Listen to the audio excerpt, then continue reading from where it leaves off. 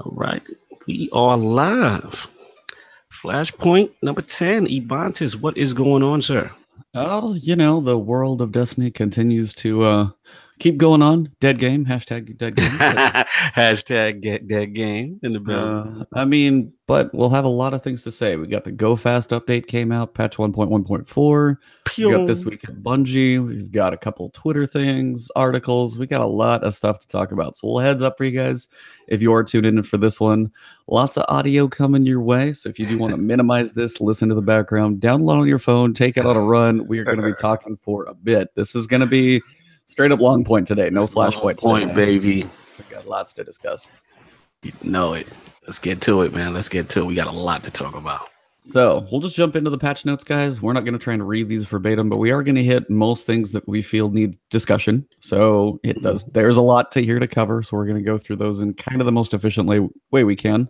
Mm-hmm. So to start, Strike's got some changes, and we're just going to jump straight into it. This is on the top of the list, so we're going in. Boom. Nightfall Strike unique rewards.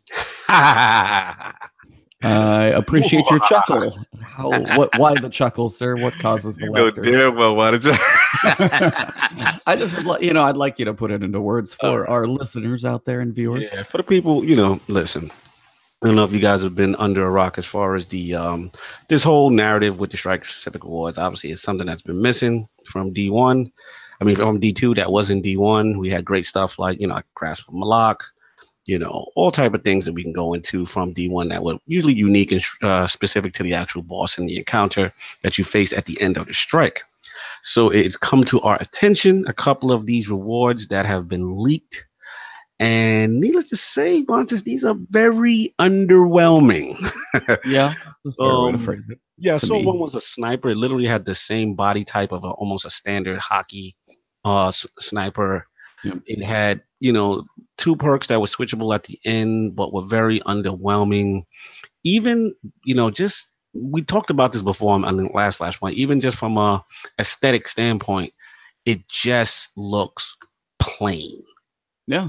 I mean, the one for this week is pretty lackluster, is the way I would describe it. And unfortunately, it's like we had our hopes raised just a bit, not too much. But when they said, "Hey, we're going to push them back another month," there you go. We're going to let our artists spend some time, work on making them better, and then we turn around. And I honestly didn't want to look.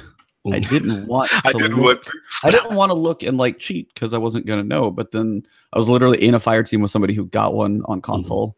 And I looked at it and I was just kind of like, I just didn't have any words. I was hoping for more. Yeah. Because so it's the Pyramidians, the strike this week, if you guys aren't aware. And when you go through, obviously it's the boss. I think it's Drakion, if I remember right. Yes. And he has this little slap rifle. So, in my opinion, you could have done it 2 ways. If you want a sniper rifle out there, and especially as you boosted snipers, that's cool. But give me one that still looks like his gun.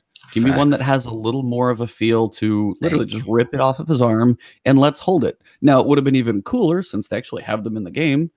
Give me what they just buffed, stuff like Tarantula. Give me the linear pulse rifle, and that would have literally been like taking his arm off and walking around with it. That would have felt cooler, I think. That's what a strike specific reward is supposed to be. You want that feeling that what you are earning is as a result of the spoils of war. The same thing with the raid. When you beat those bosses, the gear is reflective, the weapons are reflective. There's none of this. All this stuff looks like generic reskins. And don't even get me started with they're giving us like ghosts and sparrows that also look similar to like standard Ghosts and Star with minor things. Not that they didn't do anything, but here's my big problem, Ebontis, is we gave them a pass for saying, hey, we're going to push this thing back, right? Because, we want our design artists to take time and we're going to cook up something really nice for you guys. And I'm like, dude, this is what we waited for? No, not a good look. That's just me. Unfortunately, that is true. So, I looked at a couple of the others, but they have a couple I say cosmetics for pretty much anything that doesn't affect gameplay, so not armor or weapons. Ghost is in there, can give you some perks, but you've got sparrows, you've got a ship, you've got trying to think. I feel like I'm missing one category, but you've got all Oh, of those cosmetics. yeah, it was like And Gold Sparrow, and then a couple of weapons here and there, but yeah, pretty limited. And oh, no armor, yeah, no armor, no nothing like that. To me, is a big problem too. yeah, Like, yeah, I still remember my Warlock Fallen Saber helmet, yeah. and I mean, again, and I like, like the Darkblade helmet off the top for the Titan. yeah, man, That was such. still one of my favorites for looks. Just Hmm. you look so different than anything else because I mean, Exactly. you look like a hive skull is sitting on your head. Yep, Kind of hard to straight do up. when you Yep. walk around. And if that was something that walked around the tower, like, and you got that one the first week, and it was a hive one, and you have like a hive skull sitting on your head. So what? Okay, so take Savathun's song for example, and say it'd be cool. See if they had Nightfall Strike rewards, make them as rare as they are. I hear they're hard to Yes. get, like 6 or 9 strikes people have done with no success. So I mean, rarity is good. Right. But take like Savathun's song for example. You want a cool warlock bond? Put literally Savathun on your arm. Yes. Let's If you go. want, I mean, stuff like that. But do like a piece of armor. And this is where I don't know again. Hmm. I wonder if on something like this, there's one artist who had to design all this because I wonder if every other person in the world at Bungie is working on other stuff. True. Like, I wonder what the scale of the live team is right now Right. with the vast desire for large system changes that are needed right now. And we'll cover that stuff later, but Absolutely. I'm kind of wondering if they're just limited on people. And again, at that point, if it's like if one dude has to sit there and render and fix and all this stuff, like Right. those artists get like months and like a year before a game Facts. comes out. So if I you're agree. just going, hey, we're gonna make this in a month, the dude's like, I'm gonna do what I can, like wish me luck. Right. And again, like dude, Bungie, I know they don't have 1,000 people sitting on their thumbs. There's no way. Mhm. So I know they're working on something. Again, all of us are like, we just, But if you're gonna give us a continue. little hope, you gotta follow through. That's just all we want to hope for. So No, I hear you, man. I still struggle in this case to give them a pass, just on the simple fact that, like I said, we waited that extra time that they needed because this was supposed to come prior to the last update. This was supposed to be part of it. And again, all I'm saying is, look, I'm not trying to disrespect any artist or disrespect, the work that is involved with this kind of stuff, as well as the fact, like you're making a good point. I don't know the level of staffing. It might just be the live team. All I'm saying, right, is can I get a completely different design? That's all I'm saying. yeah, Like, I don't want the base look of a gun looking exactly the same as everything else, minus one or two minor things.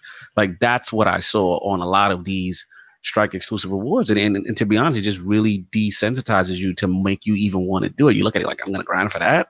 Yeah. No, thank I you. mean, it's That's like a big I'll do a problem. Nightfall. If I get it, I get it, but it's not Exactly. even. And then I guess the thing that added just a little cherry on top for me Yeah. was the fact that the sniper that dropped out of a Nightfall strike had perks that gave you more benefit in PvP. Yeah.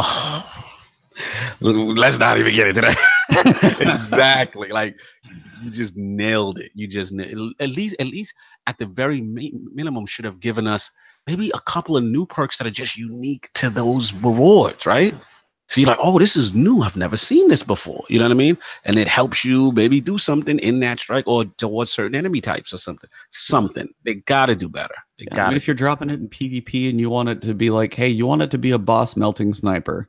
Okay, so when you're aim down sights, if you hit a crit, maybe you every 2 crits or something, you get a bullet back. And it's like, I mean, that's literally Black Spindle. So I mean, that's kind of cheating. But I mean, no one would complain if they brought something like that back in, and it was hard to get. Give you a reason to go grind for it. So facts. Yep. Let's continue because we know we'll keep over long point, baby. Oh yeah. So yeah, we're sorry, guys. That was a big topic, though. We knew it just because it was one we'd been waiting on. We wanted to see what they were. So I did peek at the videos. People dug into the database, and when it's, I think, at least half cosmetics. There's 3 weapons. There's a hand cannon. There's the auto rifle and the sniper rifle. I think those are the 3, though. Yes. So if you have 3 weapons and the rest are cosmetics, like maybe if this is all you get now, have that person keep working and adding more in there. Right. If you keep saying, hey, this is the next. Yeah. Like make it a bigger pool. If you don't get the weapon, maybe there's a piece of armor later. So they could add more in time. I just don't know again if that's a priority for them. There's that's a great idea. I hope they do that. I really do. Strike repetition reduction, that's pretty straightforward. Challenge cards, you can make the nightfall a little bit harder. And then they fixed a few issues with the nightfalls. Other than that, exotic repetition reduction, as we said, it's only from engrams, not from milestones. So if you're still getting duplicates like your 5th pair of Aeon Swifts, we feel your pain, and me and everybody else. So they fixed a couple of issues, but let's jump into the sandbox. Yeah. This is the big one. So, yeah. All right, guys. So weapons, as we saw previously, a lot of them were getting a PvE boost. And from what I've gathered from a lot of people, myself included, PvE weapons are feeling a little better. You're feeling a little more powerful just across the board. And they made some substantial boosts in PvE to a couple of the power weapons, trying to bring them up in line, but we'll kind of get to the whole weapon slot discussion and stuff later. But a lot of these things seem great for PvE. Now, the feel in PvP, on the other side, I'm going to let you dabble in that one first because you literally played it this morning. Yeah, man, I've been going hard. I mean, and let me give full disclosure. I'm gonna say overall, I'm okay with a lot of this stuff in the update. Is everything perfect? No. As you know, I'm a meta guy, so this update was something I was very excited to just dig deep, break everything down, and it's one of those things that this is where frequency and updates really, to me, re-energized the base, because it was cool to see people in the Crucible trying different things out, seeing what was going on. You know what I mean? And I know right now we're jumping in, I know pulses up and all that stuff is up on the screen. I will say pulses are back. This is my short-term analysis. Pulses are back. They definitely feel viable. I feel that I hear is woo. I don't have it on PC yet. I looked. I had it on console. I was like, oh, surely I've got it on PC. I was like, oh crap.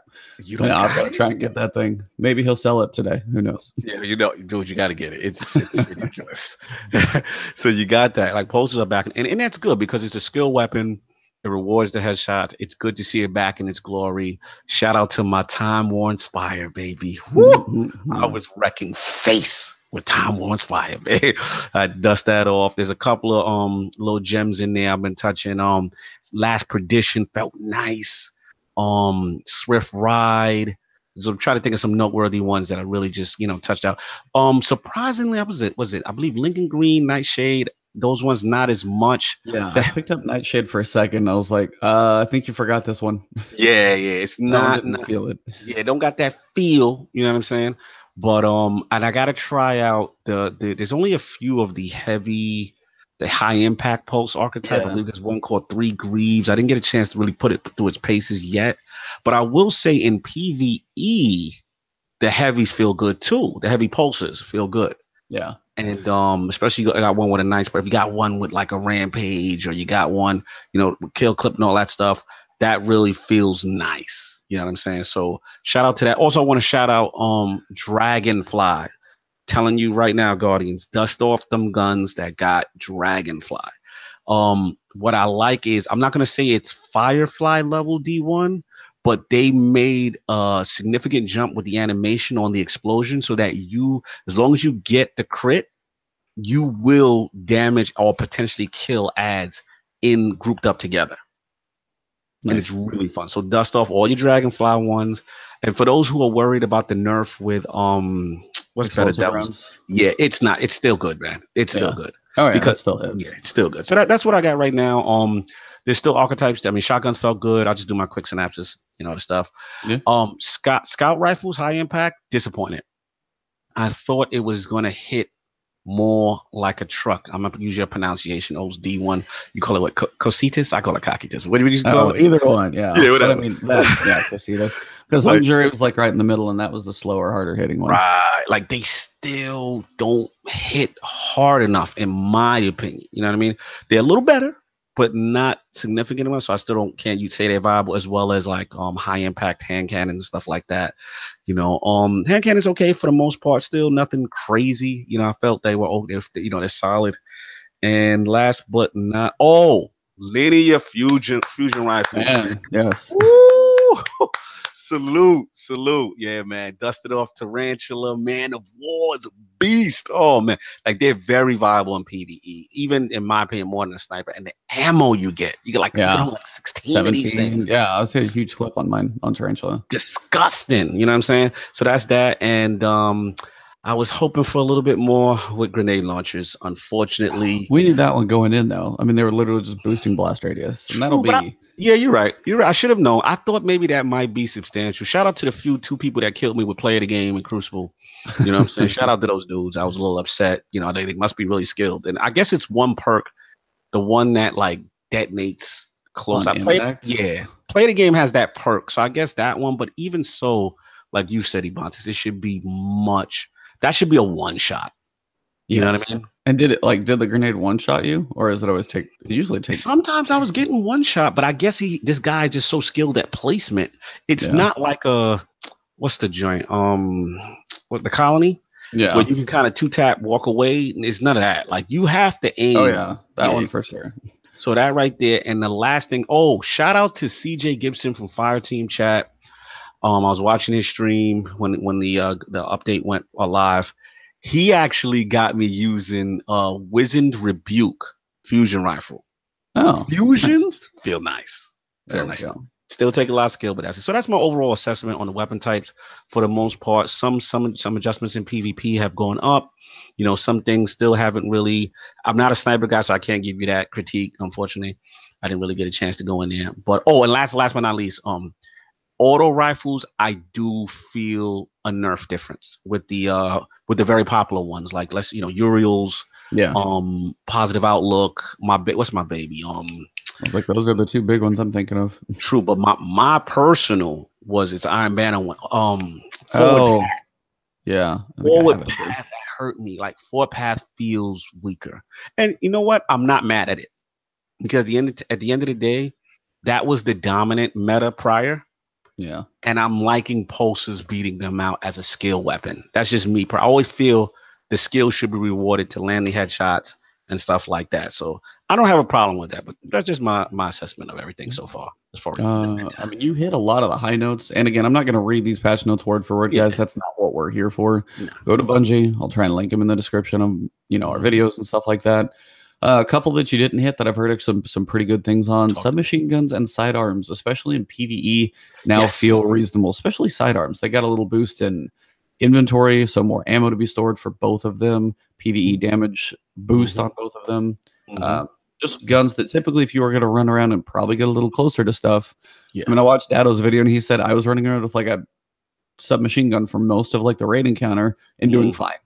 And you could probably not do that before because they felt just a little too much like pea shooters. And now they've got the ammo to go with the speed and you can kind of pair it nicely. So, I mean, these are all steps in the right direction for having just general gameplay feel good.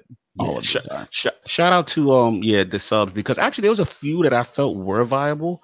There's a New Monarchy one, Royal Dispensation, I believe, something like that. The ones with Grave Robber, beast. Because when you run up, you get a slap, and now you get more of an increase on the reserved ammo. Yeah. So I love the 900 classes. Those are good. Shout out. What was the other one? Heroes Burdens, beast in PvP. I'm giving away secrets now. And the last one, if you got the Curse of Osiris DLC, I believe it's Soul Pariah. That one, it's in the energy slot. Beast. And it has Grave Robber as well. So yes, subs are really nice right now. Gotta give you credit on that. Well, yeah, I mean, for grenade launchers, you're talking about increased blast radius, drum fed, 0.5 meter, one shot, 1 meter. That's it. Yeah. So it's like, if they're as tragic as they are, I mean, I think they needed more of a rework than blast radius. I'll try a couple of them out that I've got, but I don't see it being a game changer by any means. I agree. But that covers most of them, guys. Again, you can read them. Most of them did get. So, I mean, for example, I know you shouted linear fusion rifles. In PvE, it's a 50% damage bonus. That's huge. That's shotguns, 35% damage bonus, increased inventory. Lily is a melting yellow boss. Not to cut you, but Lily's a melting yellow boss, bro. Yeah. So, I mean, Hawthorne's, just dump that ammo and you'll be tearing stuff up. Yeah, man.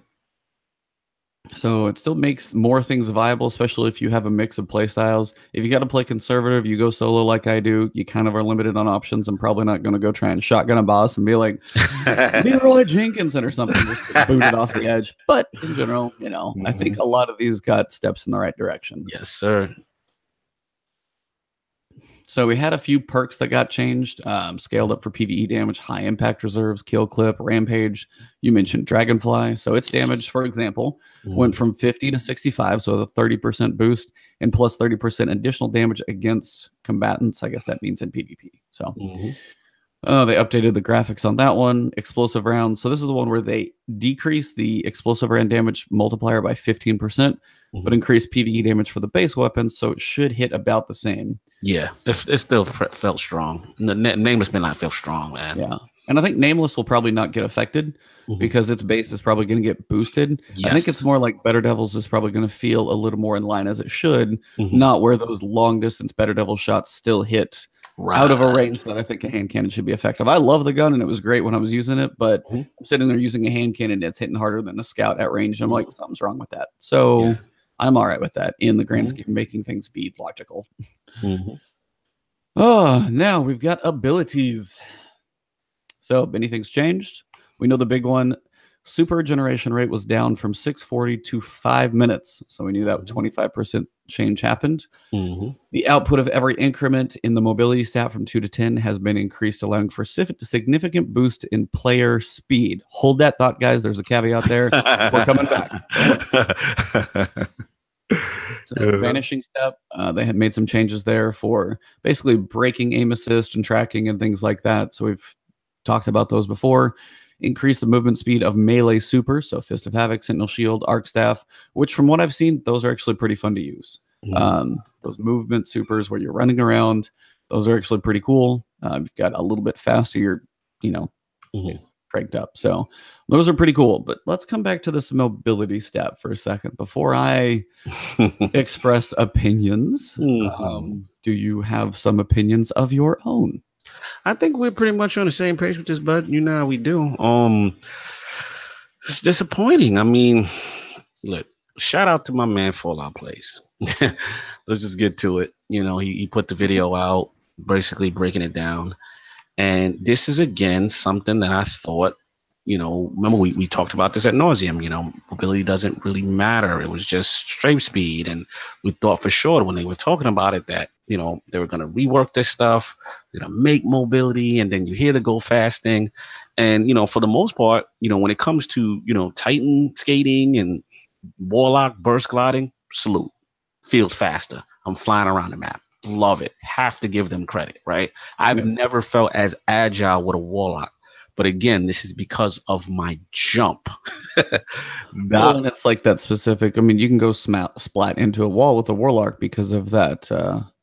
What is it? The glide stepper. I'm trying to remember the name. I'm saying it wrong. So just out.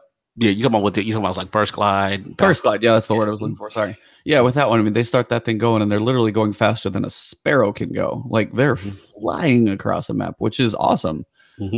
But then, when we talk about a normal stat, what do you? So, I mean, when you think about a mobility stat, sorry, I cut you off mid thought there. No, sorry. But mobility, it's like, what do you think of in mobility? I think of basic run speed and sprint speed. Yeah. How do you get around almost everywhere you go? You click the little button and you go sprint because that's what everybody uses. And that still has not been changed. Sorry, I cut you off. So back to your follow-up video. No, I mean, that's pretty much finishing up. I mean, it was just disappointing to find out that, again, this is really, strafe speed, and that's about it. And this is disappointing. At the end of the day, I don't know if it's a dev issue where they just can't make that change, but it's just really disappointing that the name of your update is go fast. Why are we not sprinting faster? Let's just call it what it is. So I'm again, because of the other things that they've done, I don't feel it as bad, but it should have been there. And that's concerning. So I'm gonna let you take it, man.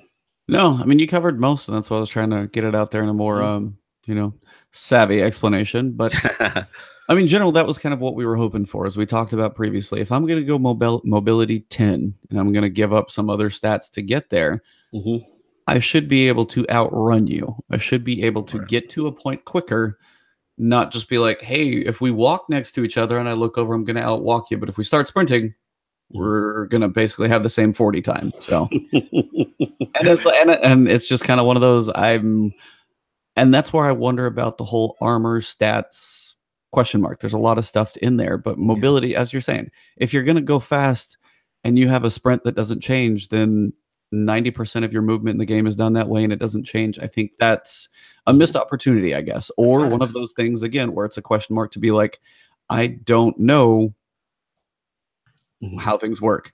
And I guess this is one I was texting you last night as we were sitting there going over the stuff. I couldn't pass out soon enough, so I could wake up before this. But what I would like, again, if like a lot of us are like, hey, mobility, in my mind, I think of movement. I always think of sprinting. I think of how I move in general all the time. And shout out to Zach in my Twitch chat. He's saying it's like Bungie defines mobility differently. Then tell me how you define it. If I mouse over, give me a little tool tip that pops up there. Everywhere else, put just a couple on those stats and be like, hey, this is what this does. And they used to do that. They did it in Destiny 1. We used to do that. Yeah, you're right. You had tier 1, 2, 3, 4, and 5. Like, if you have 10 stat points for resilience and be like, hey, your health is 181 at level 0. If you get up to level 10, it's 201. Let us see that just so we know. I mean, that would just be one of those things that would at least take some questions, as opposed to, I mean, you know, Fallout would have one less video to do. But again, for us, if like mobility is literally, and from what he's tested, pretty much confirms it's strafe speed and your initial jump height. If that's what mobility is supposed to affect, just tell us so I don't ever get my hopes up. If it will never change, then at least let me know. So yeah, absolutely. Amen. I'm preaching. All right, guys. So different classes got some boosts. Warlock got a lot of fun. So we can start there. If you guys haven't seen the videos out there for a Warlock burst gliding, literally across ED to Z and then going kersplat, like they're going too fast and hit the front of a car window like a bug. Same idea, basically. They get going too quick, they can't stop, and they're done. But it's really cool. Like Dawnblade can move across maps. They can throw an extra sword. It's pretty fun to watch. So, I mean, I've seen some Warlocks tearing stuff up. I like it needed a buff. I didn't see Dawnblade used very often, so it was nice to see it running around a little more. And even in PvE, just in videos and stuff I've seen pop up, I've seen it more frequently used because you can get that extra throw. You're up there. You feel that they're feeling a little more godly, and that's feeling more godly. However, there's a caveat. You know, unfortunately, because the way D2 is set up with the skill trees, it's like, you know, you have to pick that one where the actual, you know, Dawnblade super, you know, sword strikes actually track, because the other one doesn't, which is very hard to really nail those. The second thing is the main perk of that top tree is supposed to be about being in the air. So you want to throw that, you know, throw your Wings of Sacred Dawn on. And the main one of the hot, it works in PvE, which is if I'm in the air and I get kills, I literally like boost up my grenade and melee energy ridiculous, right? So it's this constant synergy of getting, you know, grenade and whatever, and class ability and stuff. The problem is they've still nerfed in air accuracy to the ground. Yeah. So it's still no benefit. Now that I'm moving fast, I'm feeling good, but I'm shooting. I'm like, why am I not hitting my target? Why is it not accurate? You're going so fast you can't aim. They really, really need to address that. Like that it kills that top tree. That top tree is supposed to be about being in the air, getting abilities. It's supposed to be synergy with it. And yeah, because of that, for whatever, Bungie still has this thing. I heard they are going to address it. I did remember seeing someone from Bungie say that it's coming, but they have to, because, you know, you're just going to be pigeonholed into one style of a Dawnblade for the most part. Absolutely. For the other two, we got Titans. I know on PC, and I'm guessing it's by macros for just very fast key combinations, somebody technically has Titan skated, but it's not like back. So you can do a little bit with that strafe lift. Also hunters. The hunter arc staff animations I've seen have gotten really fun to use. Yes. They're quick, they're fast, they're you can actually chase somebody down with your super. God bless your soul if they arc that arc shot is coming for you, man. Yeah, if they're coming for you, you're not going to outrun them anymore, which is honestly good. If you're doing acrobatic, crazy arc staff stuff, you should be covering more ground and you should be able to catch them. So, yeah, I mean, arc staff, like, have some fun, guys. Go wreck some people, go enjoy some PvE, jump into a group of guys and just destroy them all. Have some fun. It's going to be a good time. Yeah. Also, a reminder real quick, mods that affect regen rates for like grenades, melee, stuff like that, they have had their output increased. Yes. So they cap at 3 mods, but it's again, it's a 50% regen rate if you put them all together, which is substantial. Yep. Kudos to that. So, definitely like that. All right. So next we come to Crucible. Weekly featured playlist has been initiated. So the first one starts with Rumble. Before we get too much farther down, I'm just going to say it. Rumble is insanity.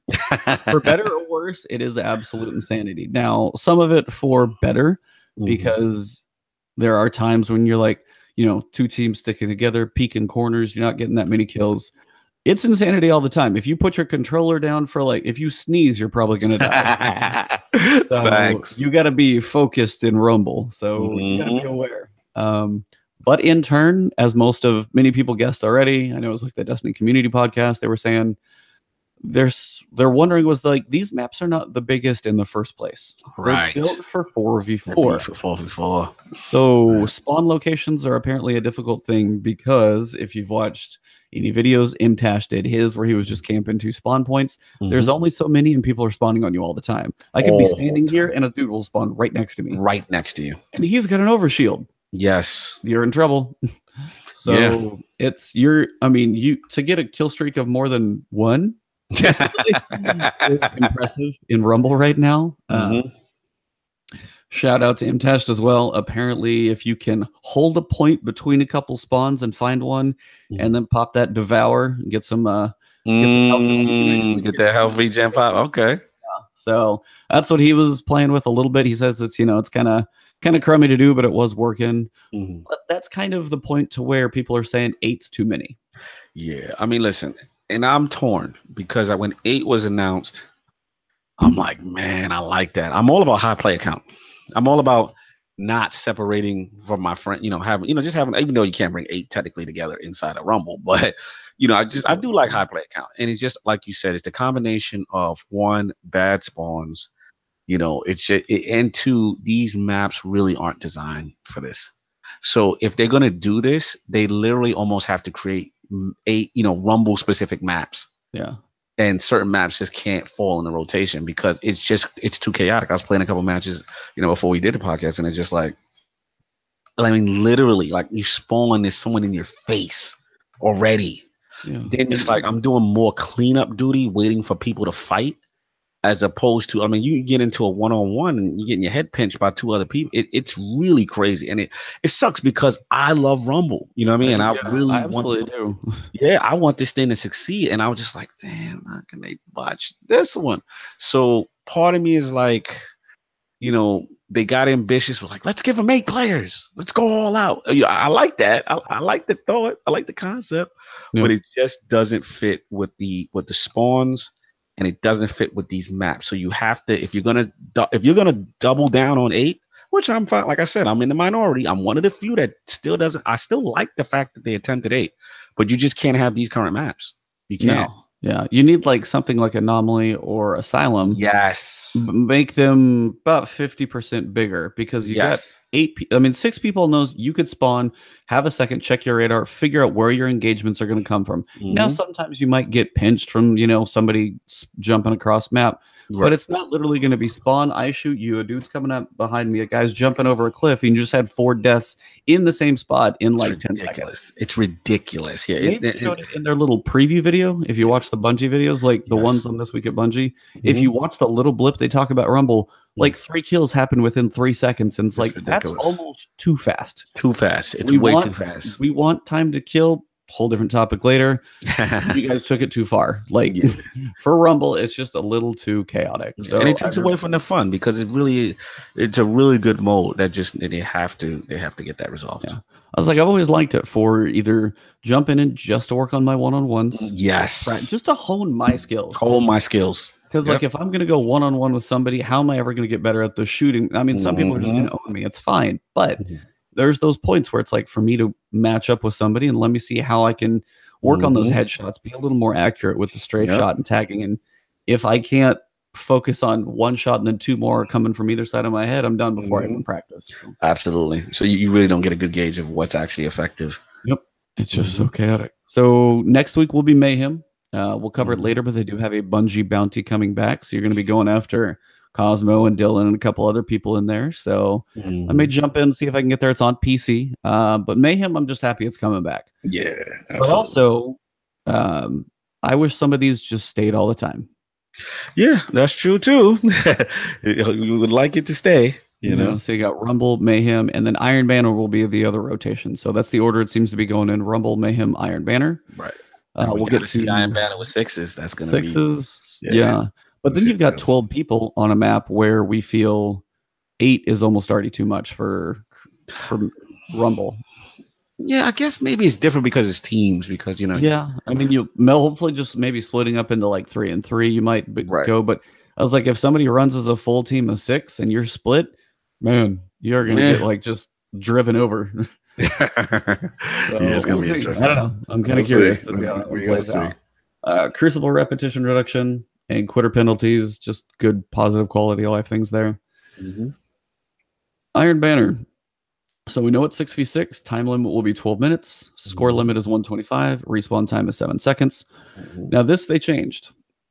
Instead of normal control, Iron Banner, all zones start as neutral. So instead of having A and everybody just beelining for B, everybody has to have at least somebody stand in that first zone, even if it's just one person to officially pick that first one up, which probably would be smart, and then go run for B or C or whatever. But additional guardians in the zone increase the capture speed as well. I always like this. Love that.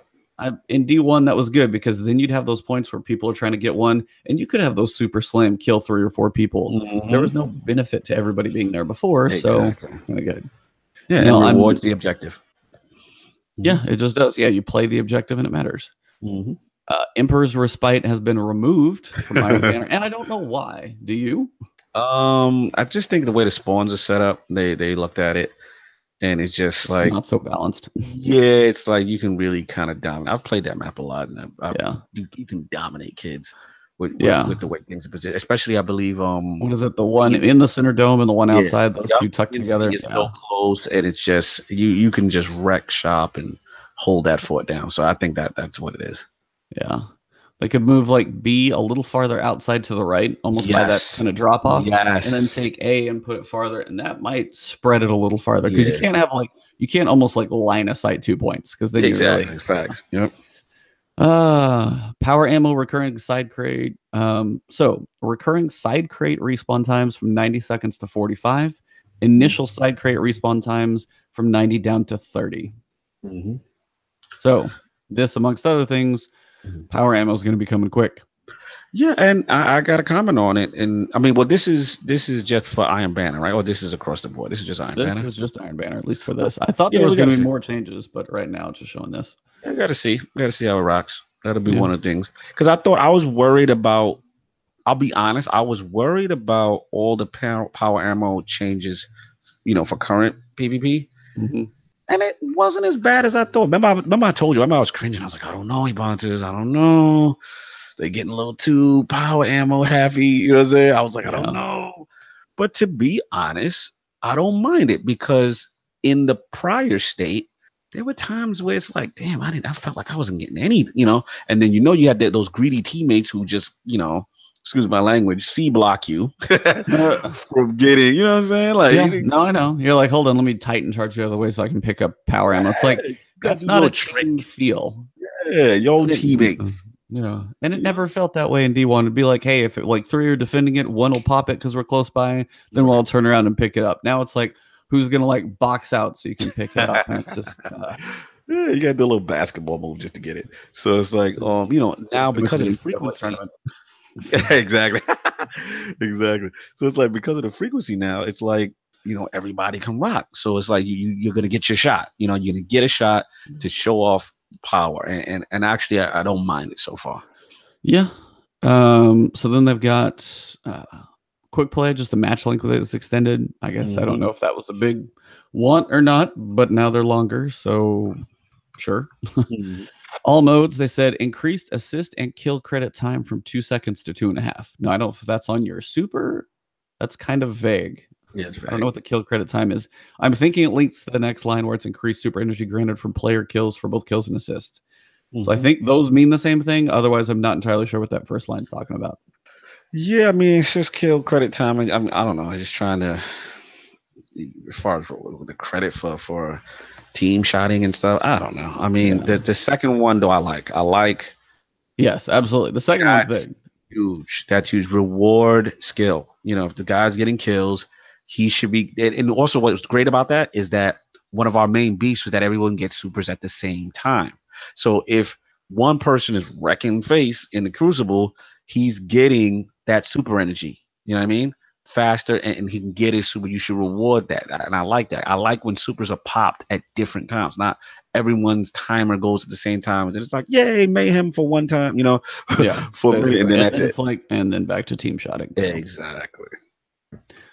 But yeah, power ammo is going to be more frequent now.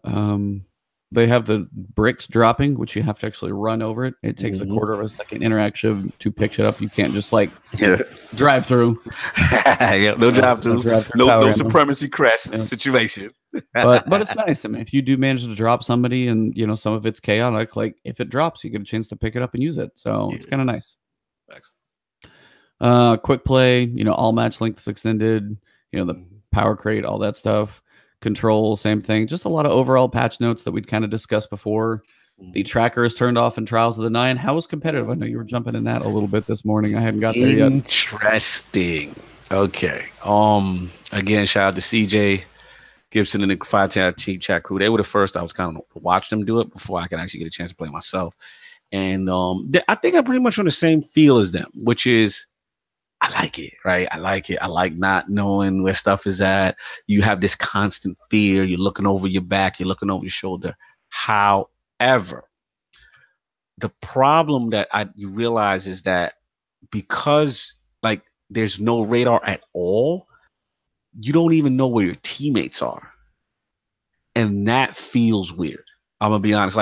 You want to still know where they are. Now, granted, when you're playing, if someone's in line of sight, you'll see obviously their gamer tag or whatever, right? But the minute they go off, you don't know where they are. So it's weird. Part of me is maybe, like I said, if they don't, the radar is maybe the actual circle that shows the radar should stay as a background template. And just the radar indicators to stay off, right? Because not knowing your team feels weird. That's my only thing I don't know exactly. It's hardcore. I mean, maybe the hardcore and imperious guys that's how it should be. That's really what it is. And maybe it's just an adjustment period. But if I'll be honest, overall, I was okay with it. I felt okay with it. I felt I can go off on my own sometimes. I can get some flanks. Get some shots going down. I just, like I said, just felt a little weird, a little naked when you don't know where's my guys at? And sometimes you can spawn, you're like, I don't know where anybody's at. That kind of deal. So that's gonna be an adjustment. I don't wanna I know the 5-team chat guys were going hard at it. I don't want to go super hard on it yet. I want the meta to settle in. I want to see trials this week. I'm gonna play trials this week. And shout out to Sinister and the crew. We're going to grab a couple of guys, get it going from the clan, and really put it through its paces and see how it really works, with the meta and the real. And I'm kind of curious. I think were you doing that just randoms this morning for competitive? Yeah, I'll just do randoms. So it's I think if you're actually in a team, in a party chat. Yes, that's a good point. So I think that communication will help, be okay, so I'm going to go left, you three go this way. I'm going to try and flank him from behind with some power ammo. I was I'm kind of with you. Competitive should make people really do call outs, understand. Yep. Shout out to Zach in my chat. He's listening in. So he might be in for the long haul on this one. So the long point this morning. But he said he's like makes teamwork, proper call outs super, super important. And it's true. Like working with your team, knowing where I'm going, be like, okay, I'm going to flank out to the left, come far behind him, really try and be right behind him. You guys keep their focus in front. You know, if you got 3 of them, you can do the flanks. Before, honestly, I think the radar was just to give away because if you had a couple of people, you kind of split to where you could see which one they're running towards. There's no question. And you know if somebody was going to flank, you'd be like, all right, I got somebody coming up on the left through the tunnel. So I like that. I mean, I like it. For the purist in me, Abontis still feels it's the right call. I think it's just an adjustment period that we're going to have to do because the cool thing, I will say this, and I'm giving away secrets. Oh, well, it's not really a secret. Everybody's going to do it. Hashtag but secret. I'm going to tell you right now, you get that power ammo in trials or competitive now, you are feared because they can't see you. They don't know where you're at. You know what I mean? Oh, so I'm like, I'm fearing like Legend of Acreus guys. You know what I'm saying? Like, I know you're going to be running with that grenade launcher in that competitive, right? No. You're going to be seeing play of the game on my line. Look out, baby. But yeah, man, shotties in trials and competitive are going to be viable. There's no doubt because there's no that person turns that corner. That's it. You know what I'm saying? You get the drop on somebody, chase someone, hunt them down. That's it. So it's going to make them viable. It's going to definitely make them. It's going to be interesting to see. I cannot wait to touch trials this weekend, put it through its paces, and see how that rocks out. Should be fun. I mean, I'm glad to see, and I like at least they're starting to make some of the modes more distinct. Yes. So it's not just like, hey, just a little different type of modes over here, different map or two. It's really making it great point. Competitive is its own thing. I mean, this is going to put you into basically Inferno mode, like in D1. So love it. Love the distinction. Good point. We've got power ammo crates, so just a whole bunch of different ammo changes. Most of them, except rockets, went up. Yeah. So in general, most are pretty good. Wardcliffe coil still stays at 1. All of them are pretty good. Legend of Acreus now has 4 shots. That's why that thing is insane. But all in all, that's most of the patch notes. Just Crucible power ammo crate, just amounts that we're dropping. Yeah, man. So that is most of the patch notes. Overall, I think it's a step. It's another step in the right direction. Do I think it was everything? I think your Go Fast update had some pieces that were missed. Be it the sprint speed, which is a big one for me, just because I think that's what mobility should include, but that's not my decision. You've got the Nightfall Strike specific awards for your PvE piece that for me were like kind of falling flat. So, picture a balloon like deflating. That's kind of what I picture listening to. Just so it's just, there are good things. I like the way the guns feel in PvE. Trials being distinct is cool. Getting some more power ammo. Rumble needs a little tweaking, but I'm glad to see it's back. So lots of these pieces are good. Power ammo dropping off people gets a little throwback into very early vanilla D1. So actually getting some options for those to be around. Overall, I like most of this stuff. At least steps in the right direction. But to me, there were some substantial missteps that I think pulled away from the overall liking of this, where I'm focused a bit too much on the things that didn't quite hit for me, as opposed to enjoying the overall like kind of boost to many things that I should be taking in. So it's kind of a mixed bag for me. Some good, some bigger missteps that kind of are taken away from it for me. What about you? Yeah, man. I mean, we were in the same boat, man. So it's just one of those things. Like I said, overall, I think these are steps in the right direction. I feel, that again, like we always say, is this going to bring people back? No, but at the end of the day, the way I look at it is these are the baby steps. These are the things you need to kind of put you in the right direction for that next expansion, because ultimately the masses are not coming back just for your balance update, right? That's for the hardcore. But when you put this and these type of frequency of balance updates in conjunction now with new content, I think what the game needs obviously right now is new content, new things to strive for, new missions, whatever. So when we get that next DLC, that next expansion, in May, and now you've got a better base game, right? On top of that, now it feels different. Now you're starting to get things going. And to your point, I think you're right. Like it's one of those things where I was like, damn, like this could have been a really amazing balance update if they just nailed Rumble a little better, right? They'd have, fixed grenade launcher, just little things that I'm like, damn, just a misstep here, misstep here. But again, they got chances to fix that. But I think this is good overall, as long as they correct those things we talked about and have that in place come May. May is huge. That's my opinion now, because people will want to try out the new content. When people see new content, people don't want to try it out. Yeah, most of them already paid for it. So yeah, most people are already in on that expansion 1 and 2 combo pack, because that's when the Destiny, love affair was high, right? Everybody was in it, and oh yeah, well, I'm just buying it, the expansions, DLCs and stuff like that. So they've got to come with it. I believe the exotic stuff, the reworks, the sandbox stuff with the exotics, the masterwork exotics, they got still some stuff to do on that development roadmap that should be in line for there, and they got to knock it out the park. They really have to do well with this next expansion, in my opinion. That combination.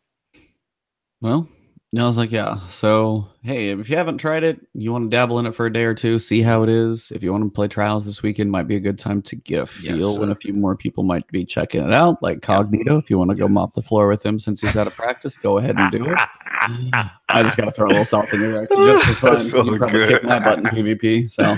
So good, baby. I try to hold my own. Yeah, no, that's usually what I try and do. I jumped into Rumble and I was like, all right, this is insane. I'm not this bad. I was just getting shot all over the place. It's basically, if you can stand back and kind of get yourself between a couple spawns, you have a shot. But again, there's going to be a third or fourth person coming around the corner. So we'll see on that one. But it is always a post-Thursday discussion. So TWAB is live.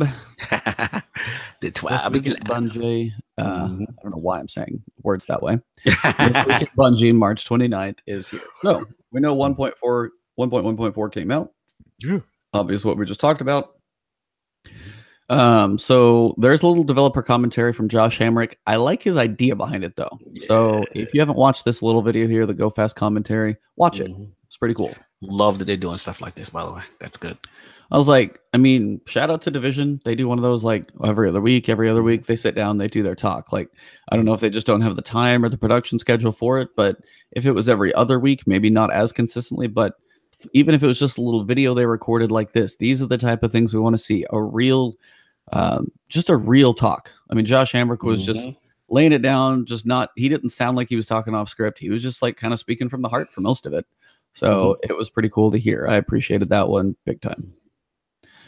This March update, this is the one I was going to say, if you have not watched this video, I've even seen it advertised a couple places, watch it. And you'll probably see the little clip with Rumble where it's like, hey, and then 3 or 4 people die in about a second. It's kind of insane. Yeah, it's crazy. Yeah, the 2 taps are going down, baby. Speaking of 2 taps, we'll get there in a minute. But the March update, they're just cool videos. I always appreciate the editors and the production value of a bunch of videos. They're always solid. Hats off to those guys. Absolutely. So you'll see all these. Now there are this is a big section right here, and it'll kind of come up in a little later. So if those videos you're asking for juicy details, it's we've already got a lot of feedback about this update and continue to monitor the conversation. We know this hasn't addressed all of the concerns brought up by the community, so they're aware, hopefully. And there are other hot topics we haven't discussed, like random roles. It's actually sounds like it might be on the table. Don't know, but if it's on this, Bungie's at least had a discussion about it. Right. So if they're actually going to put it in here, because these things are curated like crazy. Weapon slots, progression system. So our team has been exploring each of these concerns behind the scenes. You'll see them front and center discussing their solutions in due time. This game update was another step, and that's what we say. It's a step in the direction of our mission to improve Destiny 2. And I think that's fair. And that's why, I've tried to say it before. The stuff that we want them to fix cannot be done quickly. There's got to be a fair amount of testing involved. There's things like that. Time to kill is one of those that people argue you could probably do it quicker. And that might be one they could. They could take the little buffs that they did for 15% across the board in PvE. They could have just done that, just crank everything up 20% in PvP and just see what happens. And be like, hey, we're going to do a test this weekend. And that's kind of one of the things I wish they could do. I don't know how hard it is if they can do archetypes, which They still seem to do archetypes as opposed to single guns. So just take we're going to crank up the damage on every weapon in PvP by 20% for a weekend just to see how it feels. Yeah, right. Yeah. I mean, I think that'd be kind of a way for them not to do a public test server, but just to be like, hey, you guys want to see things be more powerful? Things are kind of feeling pretty reasonable. I mean, they're getting closer, but just crank it all up and like raise that time to kill quicker and just see what happens. I mean, I'm not saying it's an easy thing to do, and I'm sure there are testers literally doing stuff like that occasionally and be like, all right, what do you guys want to test today? Crank everything up, see what happens? Sure. Like, and I'm sure some of it is complete chaos. Rumble is already chaos, so you let that one go out. And just to see what happens. But I mean, random roll, and that's one of those that you could do on a test server. Random rolls, weapon slots, progression systems, that stuff just takes development time. I don't think there's any other way around that. So, I mean, the mods they're working on, but random rolls and weapon slots, those are huge. And we'll kind of cover that a bit later. So hold that thought, guys. We will come back to it. Believe me, we have had our fair share of discussions off of here about those. Oh, yeah. So, Durango Unchanged. I like that. The play on words are hilarious. Yeah. So, with 1.14 out the door, their focus is on 1.2. So that is the Season 3, the May update, the Expansion 2, all of that stuff you want to call it. Yep. So they talked about Strum and Drang because they mentioned the exotic weapon tuning that they're working on. So that is a combination of like sidearm and hand cannon and those two that paired together. And they're part of that quest that you guys probably all did. Now you have the guns sitting in your vault, not using them. So I still got to do that quest. I didn't do it. I did it. I did everything on PS4, and then when I got to PC, I kind of went for the stuff that like mattered. Yeah, same thing. I was like, no rush for that. Yeah, so I didn't have to go back, but at some point I will. But they're basically just saying, for those who don't know, the core loop of Strung and Drang kills with one weapon, reload the other while it's stowed. Consecutive kills with Drang will overload rounds into Sturm. So I'm sorry for saying that wrong. It's Sturm. Capping out at 20 mag round for a hand cannon. That's actually kind of cool. That's pretty cool. Like if you're using your sidearm for a little while, you're like, okay, I got a couple ads coming up to me, gonna kill a couple, then gonna turn around, put some damage into heavy. I got 20 bullets and a hand cannon. It's gonna be a while before I run out of that. Currently the gameplay is focused on fast swapping, and while fun, it lacks the exotic flair we're hoping to add. Sturm is also a bit unwieldy, so we're addressing that too. So they said, as a standalone weapon, both Sturm, sorry, I don't know why I want to say Strum. It just reads easier. Sturm and Drang have had their base stats improved for ease of gameplay. Drang now has Rampage and a maxed out magazine to help rack up sidearm kills quickly. The true payoff comes in the Overload Sturm magazine. Overflow rounds in the Sturm now have a damage boost of 1.8x. Now, that is huge on a hand cannon because hand cannons typically are a 3 to 4. If you're doing almost 2x, and this is literally where the next line comes in, significant damage increase in PvE and crispy precision 2 taps in PvP. Beautiful. So they have a well-orchestrated video down here. I'm not going to play it, but you guys will actually see it there. He takes that sidearm, gets a couple quick kills, turns around, literally torn. You can barely react faster than he hits you. So beast. It's kind of impressive. Now, it's like these two pair together, and I kind of like, I mean, if they do a damage boost of 1.8x, that's solid. Now, it takes a lot of things happening correctly, using your sidearm, adding your extra stack. So these are kind of use them together, but I think I like this. I feel that these are, kind of a way to take a gun that may not have that much to it and, make them a little more viable. Now, it sounds like they put one perk on Drang and they made it a little easier to use with more ammo. So you still take an exotic, and it's kind of like it pairs more with Sturm. But again, I don't know. It's like some of it's good. I like how they're kind of getting a little more creative with it, or just kind of going a little deeper in. But I think the weapons of themselves may just need a boost in just power. Yes, and I think that's what they're going for. I think, just to jump in, I think this next update. Remember that if you looked at the roadmap, it was about exotic rework. And it was about their narrative is saying making those things feel powerful again, making them feel truly exotic. So, because we have a plethora of legendaries right now that are really beast. And to be honest, I am going through it's a struggle for me to say, okay, which exotic am I really going to use? Am I really going to not use Better Devils? Am I really not going to use, a masterwork, basically Masterworks? And it's just, right now exotics are in this weird place. They're not really that dominant. Even in all modes, I can find a viable substitute. So this to me, when I see this, what is it? I'm mispronouncing myself. Sturm, Sturm and Drang. When I see that kind of stuff, that means they're thinking theoretically, how do we really maximize these exotics? And I think they're gonna go for it. I think they really have something going. Now, the only thing I want to see though, not just weapons. I've always been screaming this from D1. I want to see armor, exotic armors reworked. See, I agree. Yeah. Power, fantasy, or of whatever it is. Like there's too many ineffective exotic armor pieces that need significant boosts. That's what I want to see. And that's always been Bungie's Achilles heel. They really don't do that with armor. They're so focused on weapons. So it's going to be key to see how that goes. Yeah, and that's literally what I was going to get to. You stole the words out of my mouth. So, no, but seriously, that's exactly what I was going to say. I was like, aren't weapons? I think overall, the idea behind the exotic weapons, some of them have a pretty unique feel. Some more than others. I mean, a 5-shot pulse fire rifle for Vigilance Wing is going to be tearing up the meta for a little while. But is it that different? Not really. But I mean, weapons, you can probably only get so creative per se. Right. But the armor, as you said, that's the point where some of those, I need you to just rip away that exotic perk and build something new. Some of those really need built from the ground up.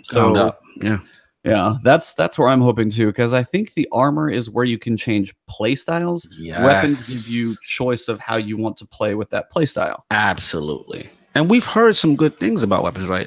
We've heard Sunshine was Sunshine beasting. They're talking about Graviton Lance going to be beasting. They're doing more with the explosion. They're talking about all the fun that they're having in the playtest. I want to hear about the fun that you're having with these exotics, armors. Yeah, we haven't seen one piece of armor mentioned yet, and that's why I'm a little worried. I'm a little worried, because their history has always shown they do not revamp exotic armor, and that's a problem. They have to do it. You have to go all out. I mean, those are those pieces where you want to make a tough decision, because if you're going to throw exotics at us and I have 14 Aeon Swifts, make them worthwhile.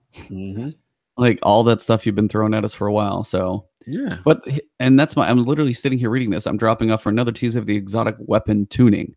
And that's why I want to pull up the roadmap real quick so you guys can see it. Go for it. It says exotic weapon / armor sandbox changes. So say it. I just gotta hope the armor's on the other side of it, because it's in there. I just want to hope that it's quietly in the works, or at some point somebody's gonna give us a giant info dump on the armor all at once. Absolutely. Maybe. And we figuring also, let's be honest, like with this update, every expansion, we're gonna get some new exotics, right? We're gonna get so these things gotta be able to compete. The older stuff has to be able to compete. It has to still be viable.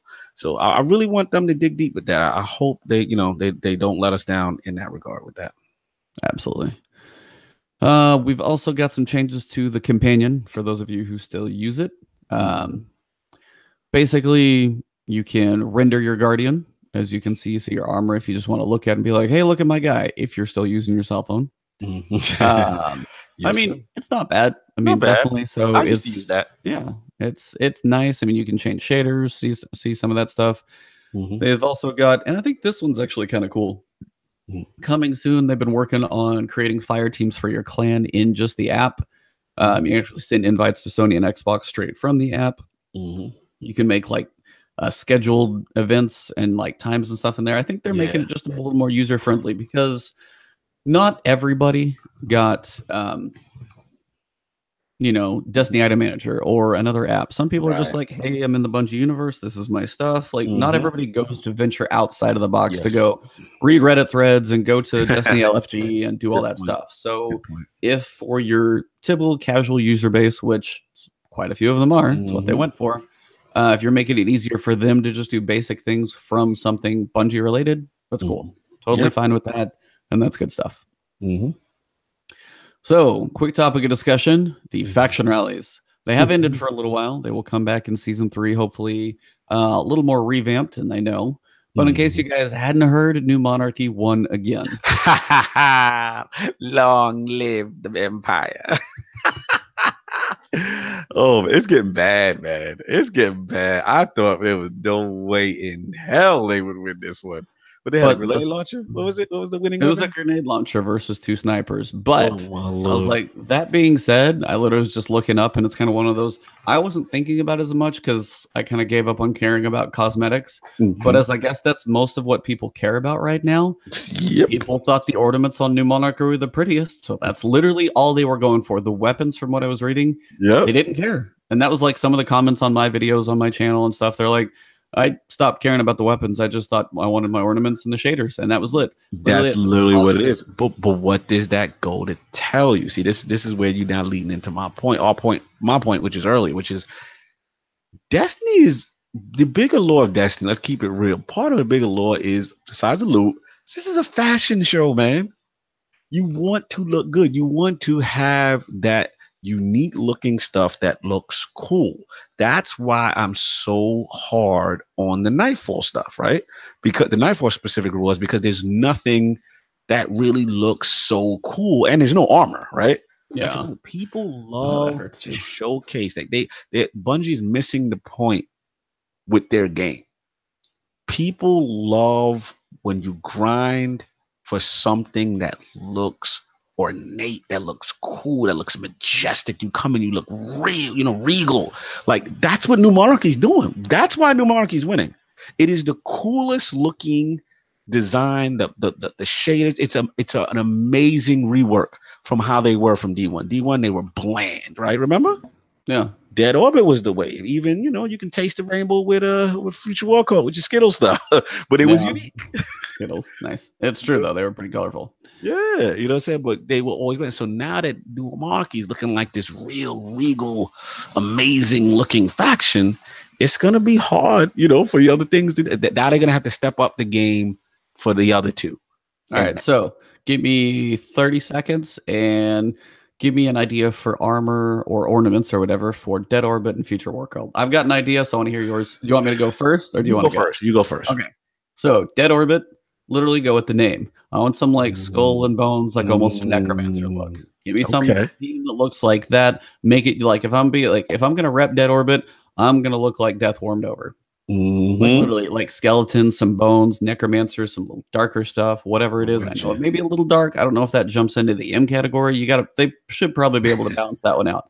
On the other side for Future War Cult, go Tron. Go a little crazy. That brings back Chroma. That's a different complete animal. But take it to go future. Think about Blade Runner. Think about Tron. Think about all of that, like the bright neons, the dark look. Like have a nice kind of contrast between those two. Have the crazy graffiti signs that you see in Blade Runner. All that stuff. Go a little farther. Like if you're going to make New Monarchy the regal Knights of the Round Table, hashtag to the Iron Lords podcast. You already know. Take the other two farther out as well. You've got a crest with like a lion and shiny gold on it. Whew. And then for Dead Orbit, you've got black with a white brushstroke on it. And I'm not trying to downplay the artist, but I feel like that one was probably easier to create. So again, what if it was like Dead Orbit literally had almost a fallen Captain Skull like on your Titan shoulder or stuff like take it to that level. And I think that takes a lot of artwork time. I'm not a designer. I don't know how long that would take to render. Again, not going to even try and fathom that one because my creative juices sometimes run pretty thin. But in general, that's I think the level people would love to see. Yep. So hopefully when they bring them back, hopefully they do revamp them a little more, but also just making the faction really something more people want to be a part of. Absolutely. If I just hey, I'm going to pick a faction and hope it wins and not worry about playing and going for the tokens, that's a different problem. Yeah, it's a cool little feature. It has so much potential as a foundation, so they really have to expound upon it. They really have to make it different. They have to make it mean something. And like you said, they need reworks, And hey, you come down and you got to hire some artists, hire some more artists, Help out with those faction ornaments. Help out with those Nightfall specific rewards. Do a freelance like contract or something. Get them dudes in there, man. Stuff in there. Be like, I bet you there's some people out there who are aware of Destiny, who are also like 3D renderers. If they got a little time on their hands, like pay them a little extra. Like And that's how you're going to, I mean, you want player engagement, you got to give them a reason. We'll kind of get to that a bit later too. So, if you want the fancy Bungie bounty emblem as below listed. So April 4th, 10 a.m. to 12 p.m. I actually will be home just before I go to work. So I might try and jump in on PC just to see if I can dabble in. It is PC. It's a short playlist, so I might have a chance to see it. But unfortunately, I'm playing against the guys who live the game. So gotta hope your random group of mayhem, which is already kind of crazy in the first place, will give you a chance to play them. So I don't know. If you want to jump in, Bungie Bounty is there. Go for your emblem. It's always pretty cool to play against those guys for sure. Emblem looks actually kind of decent, I think. Yeah, not bad. Like it. Yeah, it's clean, but definitely will stand out to be like, okay, you got this one. Alpha dogs for your Nightfall top scores. So this is when you know things are fairly broken. 375,000, 400,000. Your next one up, those two are actually relatively close in 25,000. Your number one above that is 73,000 higher than number two. So if you're talking, you're almost what, 15% higher than your second place score. That's so broken. Yeah, so they know it. They're aware of it. They're just like, hey, see who can do the most with it. But they have been saying only the top 1% are breaking 100,000 each week. So most of the community is actually putting up scores expected within their thresholds. When I see people saying, hey, I got 60, hey, I got 70. I was watching Destin last night, actually doing the Nightfall. He and CJ, I think, were playing, and I don't know who the other guy was, but they were getting somewhere in the 62s as they were doing a Prestige. They didn't crank the difficulty all the way up, but they were working on trying to get up to that, the 60, 70, 80 range. And I think that's, so they said they'll continue to track these scores and evaluate if we change up the thresholds for earning emblems. I hope it doesn't mean literally change up. Hopefully it just means change, not increase. Because if you make them harder to get to, then you're going to have probably less people getting there, which problem.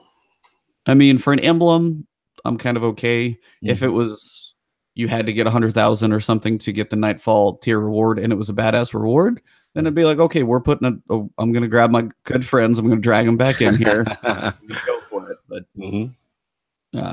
But yeah, I think they seem to actually be in a reasonable spot from what I've seen. So I'm kind of okay with what they did so far. Apparently there's a bat flying around in their servers. They have bat errors, literally the one that you've seen. So they love animals with their errors. They funny. Yeah, I mean, it's like as a coder, you've got it. I mean, it's one of those like whatever pops up, it's going to say something. It's probably just very easy to see. Be like, what are you going to mongoose, bat, like cheetah? If you see any of those things and you have to report a bug, it's probably something to be like, all right, I got a cheetah over here. I got a bat. I got a lion, I got an elephant. I got a blue whale. Like, I mean. If you see, it's easy for them to hopefully dive back into the code and be like, okay, it's right here. So that's, I mean, everybody's got their way to do it, but I appreciate the little animal references. Yes, sir. Movie of the week, pretty cool. Also impressive. A 2-man, 2-plate, 1-phase Callus kill. That was crazy. I watched that one. Didn't take them long, but yeah, there's probably so many runs up into that did not work correctly because they almost have to guess or basically hit all of the scions in the throne room just to get each like wave done. So no, those guys they're warping like crazy. So pretty cool stuff. Yep. Finally, this isn't even our final form. They have not evolved into Super Saiyan 3 yet. No, I'm just kidding. We have more changes coming to Destiny 2. This was another step, and I think that's the best way to phrase it. Yeah, it's a step. It's a step. The next one's coming in May. That'll be a bigger one. Keep an eye on our roadmap to see what's coming. Yeah, hopefully nothing else gets pushed off of that one into fall.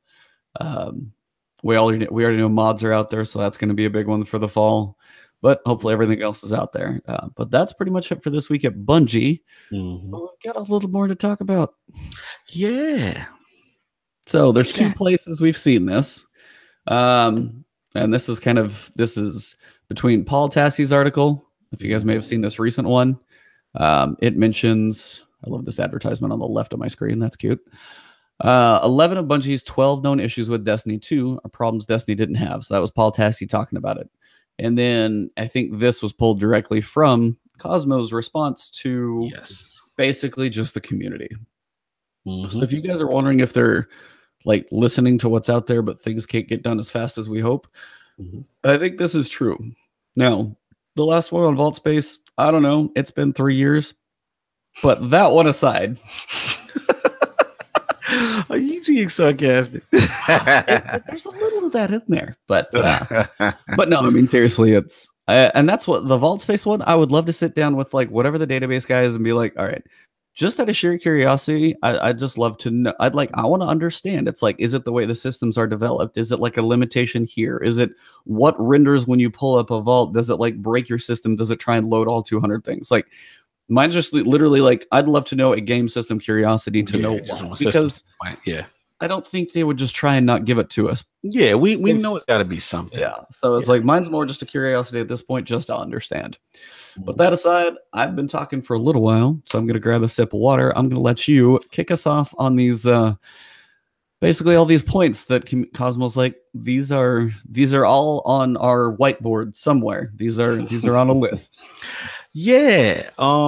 Shout out to my man Demon Karasu for my clan. So we just got into it, this week, and he's a hardcore Destiny guy like us, and we were just talking about the state of things and what would it take to get everybody in full force. And I was telling him, I'm like, look, man, it's the weapon slot. A lot of, shout out to Doc Amnesia. He's not doing too well, by the way. Oh, so definitely speedy recovery. I hope he gets better, man. Yeah, shout out to him. Yeah. So the whole thing, he mentioned is like, the weapon slots. People hate snipers, fusions, shotties, grenade launch, all in this one slot. We've talked about that at nauseum, right? And my boy Demon, he's like, oh no, I think that'll be a mistake. And I'm like, whether you didn't, because he's got a he didn't like D1 Crucible at all, right? He's like one of those guys, and I get it. But at the same time, that's when the game was thriving. That's when people were having fun. And I was like, dude, that's the majority. They want that badly. You know what I mean? People want to use how they used to have their LDRs and their 1,000-yard stairs, in that second slot. So you got that up in there. Boom. I agree. Has to happen. Then we got random rolls. The main problem with Destiny 2, as it stands, is, unfortunately, I got to blow my man Luke Smith up. He's saying, like, oh, when you get your 4th Better Devils, how it's going to be different. There's no difference. This is one of the worst things with Destiny, that when you get a duplicate, it has no value. That is demoralizing. Like when you get something that's the same thing over and over, it just devalues what it have. At least with D1, you had that chance of it coming with Headseeker. You had it, one of those cool perks that would separate it from, out of its archetype a little bit, and you would really grind, and you're like, man, I got this sick roll. You know what I mean? On this gun. So it's just like, that has to be addressed. That's a huge part of a loot-based game. Having that uniqueness, having it be your own. We shout out to Doc. He talked about hung jury and all that stuff. Making the was it the duplicate drops meaningful? Was the third one? I believe listen, they got to make drops meaningful at all. Long the time to kill. That's a big one.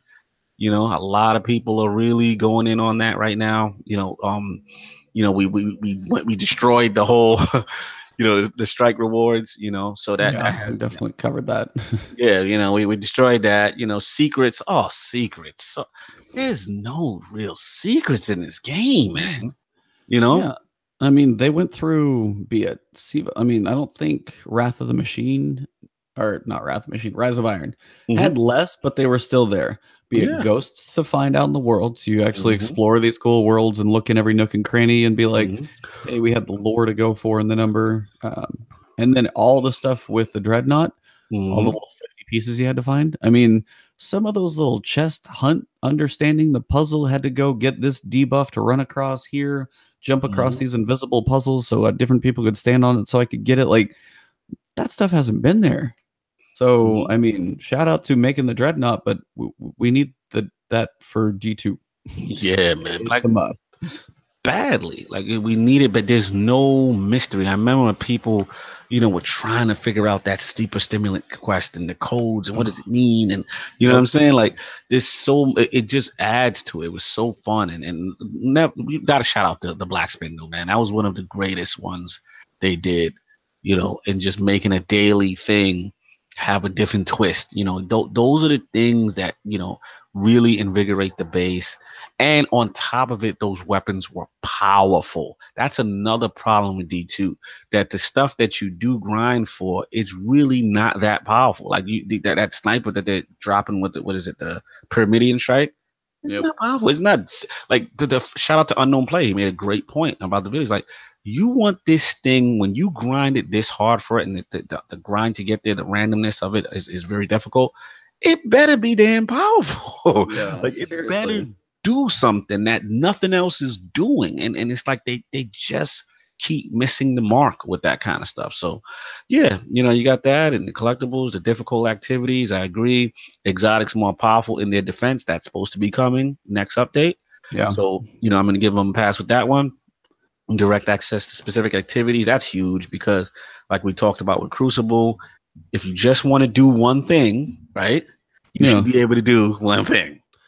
Well, it's like to say I want to go play the, Almighty mission. Say I want to just literally go play that Taken Strike, even though I've probably played it too many times if I do strikes. But I just want to go play a strike to grind it, or I want to go do this thing. Like, just more player choice to go do that. I was like, I understand sometimes in PvP, it could be the player base where you have longer wait times and things like that. So they don't want to have 50 playlists. But in a PvP stuff, it's either you or a small fire team. If I just want to choose what I want to go do, I don't know why we can't. Yep. Why can't we do that? Yeah. That's a good point. And then probably one of the biggest ones, longer tail progression, quest activities, reason to grind. Facts. That's one of the biggest ones. Yeah. So and that 11 ties into 5. Yeah. Because see, again, if you can have 11 all you want, which is, longer the progression, but if the carry in the 6 sucks, guess what? Nobody ain't doing it. Because I'm gonna be honest with you, Bonds, when I literally said, all right, I don't want to spoil every Nightfall specific reward, but I had to see how one looked, right? I had to quench my curiosity. And I'm sitting there watching Unknown Player's video, and I'm like, this is it. We can't be serious. And part of me is like, I'm not grinding for that. I'm not doing it. What am I going to do all these things for? And there's really no unique weapon or armor gameplay benefit. That's it. It's so demoralizing. That's how you get people to check out of your game. Because they're going to say, why am I going to put in it's what's another point, case in point? Long point coming up. Go for it. I said that with the Prestige raid. I said, I am not doing. When I saw that the only difference was that the tint of the armor was a little different, and the reward for Icarus was a white shader, I said, no. I put my foot down. I'm like, no, Bungie, no, you're not making me do that Prestige raid for this BS. And I think they've lost track because it's just been, now just throw a whole bunch of tokens at them, right? They're thinking reward means more of the same. No, reward means unique reward for prestige activities, something that and unique and powerful. Now, granted, Legend of Icarus was okay. I'm not going to say that was a terrible thing, but they needed to expound on stuff like that, more of stuff like that. You just can't change the color of armor and expect me to be like, yo, I'm gonna grind out with 6 of my guy, 5 of my guy. We're gonna do this thing, man. We want that different color. Like, no, we're not doing that, bro. The raid's not gonna get played. That's how it's gonna go. The Nightfall's not going to get played.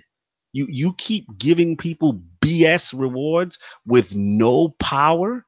It's not getting played. Sorry, long point. I had to, no.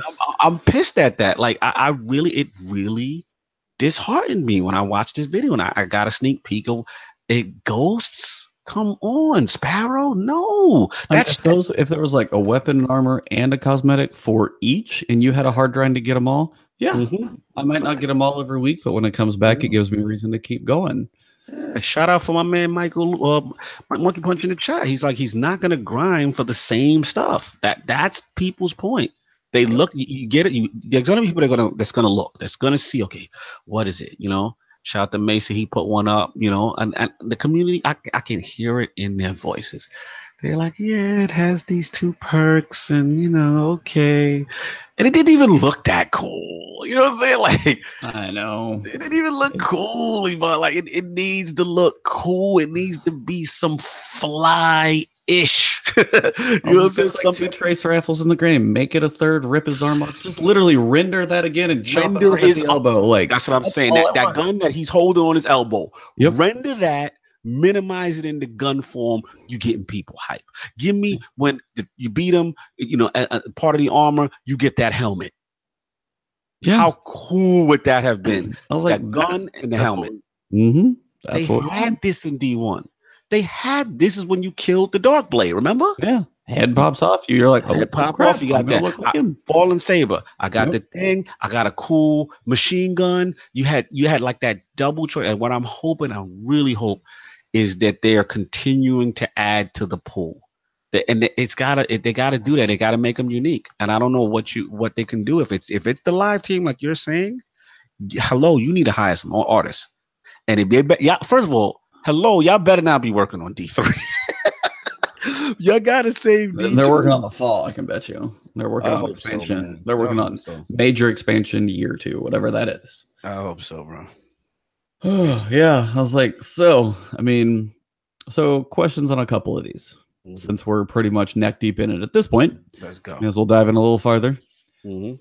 Weapon slot changes. So there's probably, shout out to chat, by the way, a couple of you guys, Texas Flacco, TF Kronos, Zach Attack, all you guys, thank you for tuning in. Weapon slot changes. There's probably, I think, 2 major schools of thought, generally. You've got the D1 build. So you've got a primary, a special, and a heavy. Now, the other one makes it a little more interesting for D2. I've heard 4. Primary energy or kinetic energy and power as they have it, but then you add a 4th, call it special if you want to. Right. So what do you, of those 2, where would you like to see it go? This is tough. The problem is, like I said, they've boxed themselves in this corner with drastically changing the weapon slots, right? So now it comes down to, do they break their game, so to speak? I won't say break it, but they have to make a fundamental philosophy change and say, this has failed. We're going back to, primary, secondary, heavy. This is tough. I don't necessarily think it's an easy answer, as most people think. Most people just say, hey, put it back to how it was in D1. I get that. I wouldn't be mad if they did it. I'll say that. I wouldn't be mad if they did it. To me, it's just like me and you've talked ad nauseum offline, which is the problem right now is heavy, right? Heavy, in my opinion, is the problem. And energy doesn't have enough diversity, right? Energy seems to be replicating just what primary is doing, right? So that's where the issue comes down to. So, okay, yeah, you can just bring it back to the initial thing. I get it. The only thing I say is if they do that, fine, that's great. All the D1 guys are happy. I guess case is closed. If they're so convinced though, system wise, that they don't want to quote unquote break their game, because a lot of these devs are very sensitive towards that, and they kind of double down with this new weapon system. If they're not going to do that, then you either A, have to do the 4th slot, or B, like we talked about, move snipers, fusions, grenade launchers out of heavy and move that into secondary. If you're not going to go all the way with the D1 change, it's got to be one of the other, because they've got, since they're the data guys, right? They have to have the usage rates, right? Oh yeah, they have to. Most of the power weapons are probably next to not used. Yeah, basically. It's not used. You know what I'm saying? Now, granted, I've been playing this new meta. I've been getting killed by shotguns a little bit more now. You know what I'm saying? I don't see rockets as prevalent because of that. People, we forgot to talk about a little bit. They nerf rockets in terms of power in Crucible. So now, but as far as the amount of ammo you can only have 1 as opposed to the 2. So they're trying to make, in their way, little way of trying to make rockets not as viable. You know what I'm saying? but ultimately you're still gonna pick that over the sniper. You're still gonna pick that over the grenade launcher, that kind of thing. So I mean, I think you would, because it's one shot, but it's still likely one guaranteed kill, as opposed to a sniper. You can miss, you can body, you can get tagged. Shotgun, you got to get up close. There's a risk. Grenades, just hard to hit with. All of those pieces, even if it's 2 or 1.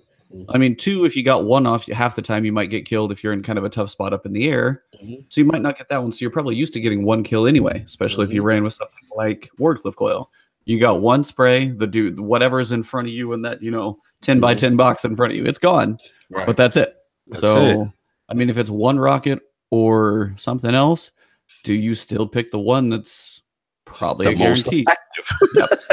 Exactly. Against the wall on a map, and you can double kill with it if people are grouped. Yep, absolutely. So I don't know. I think for me, where you at?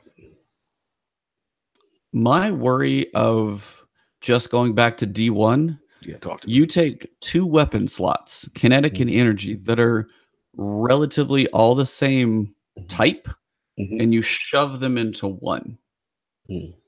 So you take all of the kinetic scouts, snipers, or scouts, auto rifles, submachine guns, sidearms, pulse rifles, hand cannons, and then you have a duplicate column. You shove them all into one. You have one weapon type that has a lot of options, and then you have the other ones that have so few. So wait, you want, break it down. I think so they don't completely have to do away with their current systems. I like what you're saying. Take power and split it up. Take the snipers, pull them out, because a sniper doesn't have the same feel. I'm even watching people still use them in PvE, in strikes. I'm going to shoot a rocket at most things, and it's probably going to explode and die. I can body shot or almost headshot something in a Nightfall because it's a higher activity, especially a prestige, and it won't die in 1 shot. We said this last night. I was like, we're going to quote it. If it's in the power ammo slot, that's a 1 shot kill. Has to be. There's no reason why anything else. I think that should be a rule. Yeah, it's a rule. I agree. Now, so shotguns, depending, like Legend of Acrace is kind of a beast, but shotties are kind of a tough one. They're 1 shot, but they're risk worse reward. But I think the risk of being that close, getting up in there, being in the mess of what potentially a team could be, probably still, I feel for me, just from Destiny 1, probably more experience than that one, I still don't think shotguns have the same gravitas and explosion and power that a rocket launcher does. So pull those out to a special slot. Snipers the same way. And then the fusions, I think I also agree. They're harder to hit. You can 1-shot melt them, but I still feel that special slot. What the big change needs to happen? Well, there's 2. One's kind of an ad, but I'll get to that in a second. Grenade launchers should be, for one, absolutely a 1-shot in PvP. Yes, please. That has to be a must. Like, whether it's the explosion, you got to bounce it, you'll have more ammo to counter for it. If it's one of those that explodes on the ground, you got to have a little more aim, so you might have, 1 or 2 less, but still more than a single rocket. But if there's a grenade launcher that explodes near you, it's a grenade launcher. If there's a grenade in my house, I'm probably going to be worried about dying, much less in the same room that I'm in. I'm done. And this is like, God tier Destiny grenade launchers. They should be extremely powerful. They should be 1-shot damage. Preach, man. You're preaching it. Like, that's exactly what I was dealing with. Again, I was putting the meta through its paces. I'm sitting there dusting off all these grenade launches, thinking something special is going to happen, and people are just walking through the explosion blast and smacking me in the face and killing me. And I'm like, yeah, this ain't it. This is not the wave right now. Back to the box you go. Yeah. I mean, and I think you could take the ghost, you can move it down to the bottom page if you need to adjust that. And I think that would be a way not to break as much. I mean, it's going to break things. You got more ammo to keep track of and things like that. But I still think that would be a way to keep most of what they've built. You could still have like a scout and a hand cannon.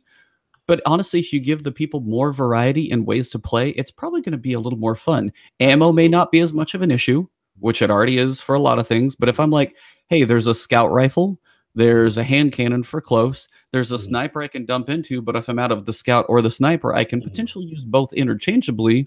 Right. And not be like, why am I running out of ammo? I was watching Destin play last night, and he's basically going through, it's like, hey, I'm going to wipe for ammo. That's bad. I was like, and that's something that, like, in PvE, ammo is such an issue. It's like, I don't know. So that was the decision, obviously, they made, the conscious decision as far as, like, you know, getting rid of the, was it the ammo sense? Yeah, and I know. I was like, that's another one for B1. I'm like, where's my heavy ammo pop? Yeah, because I give them a pass for it. The only reason why is because there were times when, you know, you're fighting bosses and people are like, all right, we're gonna wait 4 minutes for this thing to respawn, and it kind of made their encounters, I guess, a little easier. So I guess they figured the way to combat it is just to remove that aspect, and then they're trying to, you know, make heavies give you the reward. It's tough, man. I do understand the logic behind that one. I got to defend them just to play devil's advocate on that one a little bit. Yeah. But I do see your point. Like, you shouldn't be in a game also where you're like, damn, I haven't, you know, can't get much ammo, you know, what now, because stuff ain't not tough. Not stuff there to kill to get it. So it's tough. It's tough. Yep. So yeah, I mean, that would be if somebody was like, hey, how would you change it? That's roughly how I would. That's my theory. One other thing we talked about, we know random rolls, we want them. It'd be nice for more perks. It'd be nice for some better perks in there. Just more variety and things like that. Duplicate drops meaningful. That's when they've got to figure out. I mean, that's just one where it's like, if I have a better Devil's Masterwork, why do I ever need to see another one across my entire account? Exactly. So, I mean, now, if I had a better devil, say if you have a masterwork and you get another regular, say when you break down the regular, if it can check that you've got a masterwork, you've already upgraded it, break that down and give me 1 core. Just 1 masterwork core, maybe help me upgrade some other stuff. Maybe masterwork cores you could re-roll, and that may be a bigger thing later. But if I have just 1 that I've already upgraded, you know, it may take some time to get some randoms, but now you start getting some duplicates of other things if you play a lot. I mean, that's even a small piece, and I don't think that's even a great fix. But something, would you max out a legendary to the level that it can get no more, and I get another one of them, helps me in no way. Just in no way possible. Yep. So, and again, it makes the loop feel useless. You have all you're literally just sharding, and it just... Yeah, they've got to do something. I want to know how they implement it. I'm worried that they might not go all out random world, and they may... My gut is telling me they're gonna do something like how, like, the mod slot is, and make the perk. Because let's be honest, they kind of did that already with the when they did, was it update 2, when they redid the raid armor stuff, raid specific armor. Remember, they just added an additional slot in your existing raid armor, that once you did the raid, then you can change it where you do more solo damage or you more whatever. My gut tells me that they're gonna not fully commit. I hope I'm wrong. That they might not fully commit to random rolls, and what they may do is give an additional roll slot in a way that the mod is, and then have a set bunch of perks that's kind of fixed into that. Yeah. And it just better be substantial. It better be good. It's gotta be more than the masterwork, as far as, because the masterworks are cool for orb generation, but let's just be real. Like, the actual weapon benefit, your reload speed goes, like, it's so minimal. You know what I mean? Yeah. It doesn't really make it feel different, you know, from anything else. And a lot of it just comes down to, I think they're just scared to, you know, break the meta. And unfortunately, people want that. People want that to feel powerful. They want it they want the perfect combination of perks on a gun. Yep. Something else to grind for. Yeah. That's the reason to grind. Shout out to, I got 2 in chat. So first, a question. So do you think if random rolls come back, will Masterworks stay? Yeah, I think they will. I think again, this is just my prediction. I think they're gonna add that mod slot. I think that's the way they're gonna handle random roll. But in my opinion, for them to do it right, they gotta have a whole bunch of different perks and or part of the perk rotation. You know what I'm saying? Or just powerful perks. Yeah. And then chat. So that was Texas Flacco asking that question. Then Zach, so he said more masterwork slots, one for each column. So like, say if you had different columns of perks, say there was like you had a masterwork roll and you you got your first masterwork. All right. Well, you want to put a little more into this one? Have your second column, and then there's another set. And maybe the masterworks can just be the random rolls, as you're saying. So yeah, add a couple extra layers to those. And if you want to be able to get, you can get Rampage and then a boost to 10 range, and then maybe even a little more impact. Like if you can get 3 more pieces on a gun when they only have like 2 perks in the first place, they feel fairly minimal. Like the perk section seems so shortened. If you can give us 2 or 3 more columns to really customize some of these guns, be like, I want to go and then say I want to reroll that second one. I want to keep getting range and range and range on an auto rifle. So maybe this one now feels like Uriel's probably did when it started. Good point. But that's the difference. Say somebody else wants to take a scout rifle, high impact, go higher and higher impact. That thing almost hits like a sniper rifle. Yes. Like, let us really dive into that customization. Let us make some of these guns our own with the stuff you've already made. Facts. Because I remember what it used to encourage. Remember when you played D1 and someone had a god roll weapon in the Crucible, and you sat there, you're like, what am I getting killed by? What is that? I want to know. Yeah. And then you look, and then you're like, oh, he got you. You looking at the tower, and you scan, and you're like, oh, okay, he's got this. It's got this perk, and it's got Army of One, and it's got whatever it is. It just had these things, and you're like, okay, I gotta grind for that. That's the role to get. You know what I mean? Absolutely. It made you play. There's nothing more demoralizing than getting your 5th better devils. It's the same thing. There was absolutely no difference. So I guess there's a question. Do you want random rolls, or do you want masterwork customization if you had to pick one? Yeah, I can't get both. If I had to pick, I guess that would be interesting. Do you get a random base and then still have the chance to extend it? And I mean, you're going to be grinding forever if you get to that point, which I know that's what we want. So it's like, how far do you want that chain to go? We used to, in D1, we used to stand in front of Banshee all day. Remember? I miss my gunsmith videos. Be like, all right, what are the rules of the week? Am I going to get my, I can't even remember the name of the sniper. Which one? Oh, I think I know what you're talking about. It's the Amalon one. It's an Amalon. Yeah, was it the Irene something? Irene, yes. My Irene RR4. Oh, yes. I had one of my favorite rolls on that gun because I had triple tap on Amalon, which was already like one of the highest hitting you could get. I'm trying to see if I can pull up D1 right now. Sorry, I got to look. Hold on. Come back to me, Destiny Item Manager. It's probably equipped on one of mine, honestly. Load faster. Irene RR4. I had triple tap, injection, increased stability and faster handling, giving up range. I don't care about range on a sniper rifle, so perfect.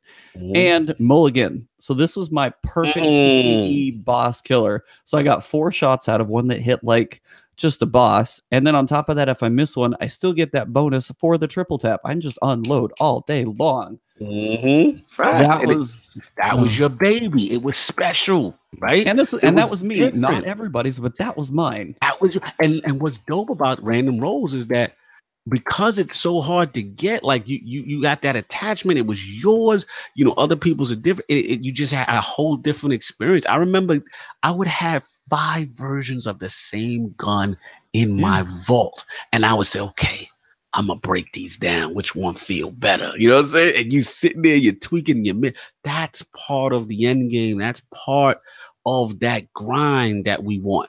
That we want that minutia, right? Yep. We want that. Here, you look at my hung jury scout rifle with triple tap, 21 in the magazine for extended back, and look at how many circles that is. Look at all them circles. Look at all that customization. But I was like, sadly, that's not even that many more perks. Maybe one more tier, but they mattered more.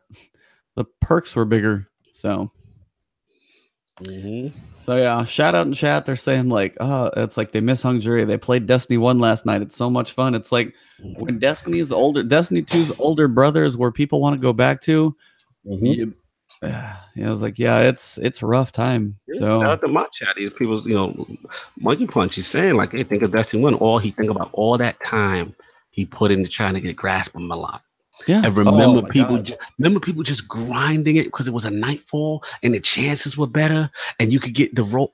That's what it was about, Well, they man. absolutely broke her too. They would do like a tether, 2 celestial golden guns, and drop her before it would start. Yes.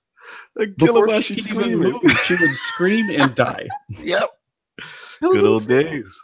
But that was also like solar burn, and then I think Mhm. it's probably solar burn paired with I don't know if there's anything else adding to that. But yeah, solar burn, celestial, the 6-shot. Man, that was a beast. Mhm. Yep. Absolutely. So it has been a long point, Yes. but as we talked about it last night, there was one other thing I wanted to bring up. Bring it You're up. like, oh God, another topic. Here we I'm go. gonna go for it. Hey, we got chat talking. I got 10 viewers over here. No So doubt. thank you guys for tuning in. So Much appreciated. shout outs to everybody listening in for our wonderful ramblings. But when it talks about reasons to grind and it talks about more weapons and armor's unique rewards, we already talked about the strike specific loot and what we would like to see. Yes. But it was like, as kind of what I mentioned to you last night, and I kind of want to get a feel for chat since we've actually got kind of an active one going. Yeah, let's go. Shout out to the chat. So absolutely, shout out to chat. Thank you guys. Always the support is all for you guys. Thank you. We were talking about armor last night, and I kind of got into the whole coming from a Diablo, coming from a World of Warcraft gaming background for a lot of RPG depth. And most things in RPGs in general typically start to get into sets. You will have set bonuses. Now we have a raid set. Now the raid actually has some perks on it. That one's going to be a little different. So, but you have sets of armor at almost everywhere else outside of the raid that have no benefit besides cosmetics. Yeah. So I know I want the weapon stats looked at and reviewed. I even tweeted straight at Cosmo this morning just to ask and be like, what are the thoughts on, increasing speed, having resilience? Be like, I want to feel a little more tanky if I go 10 resilience. Like I want to feel like I can take that extra shot or two. That snipe from the boss, I may be a little slower, but because I'm slower, I can take that shot on a prestige nightfall from Drakion and it won't kill me because I have more health. Those I definitely want looked at, but that's not what I'm even talking about.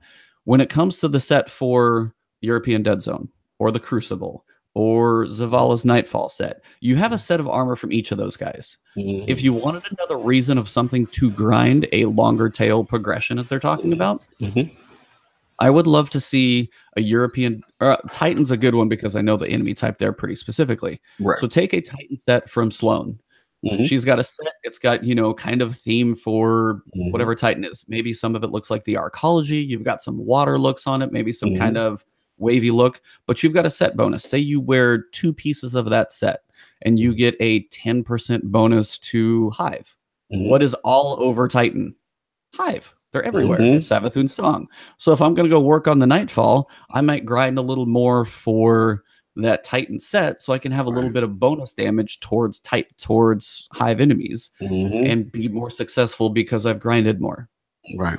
So, and then say it's like if you get a full set of 5, maybe it's like 20% and you get another, I don't know, just something like I would love to see weapon stats when you wear certain pieces and give us a reason to look different. Like you can shade it however you want, but give us a reason to wear different sets. Right. So, and give us perks from doing that. Facts. I nailed it right on the head, man. Can't say it no better than that. It's just I having played in so many games that have had full sets. Like if you're going to do this crazy thing in World of Warcraft, there was an arena. If you're going to wear the full arena set, you get a bonus that helps you a lot in there. It gives you general benefits, but it has something that you can be like, there's a little tailored this way. It's going to help me a little more here. If I'm going to go grind on a flashpoint, give me a reason to go do it. How am I going to get the armor? Maybe you could get some of the armor from Lost Sectors. Right? Could you imagine Lost Sector specific loot? And again, I mean, armor and stuff. It's just this is what we want, man. This is the kind of stuff that people love to grind for, and it's significant. And it's like, and honestly, right now, I wouldn't ask for anything crazy per se. Like if you're in season 3 and you could put it in there, just for the sake of trying it. Yeah, I would say take like whatever armor set you had sitting in there. And you could literally reskin it for all I care. I don't even care as much about the looks right now. Me too. Reskin it for season 3, wipe the slate clean, so nobody's like, hey, my season 2, okay, this is going to be new for 3, but just make it a different color. I don't care about that. I don't care. But take out those set bonuses, test out perks, add a little bubble in there that'd be like added. It's a static one for your Titan set, and it activates when wearing 2. Just see how that goes. Like, now, do I know, is that easy to program in? Probably hella no. I mean, Probably absolutely not.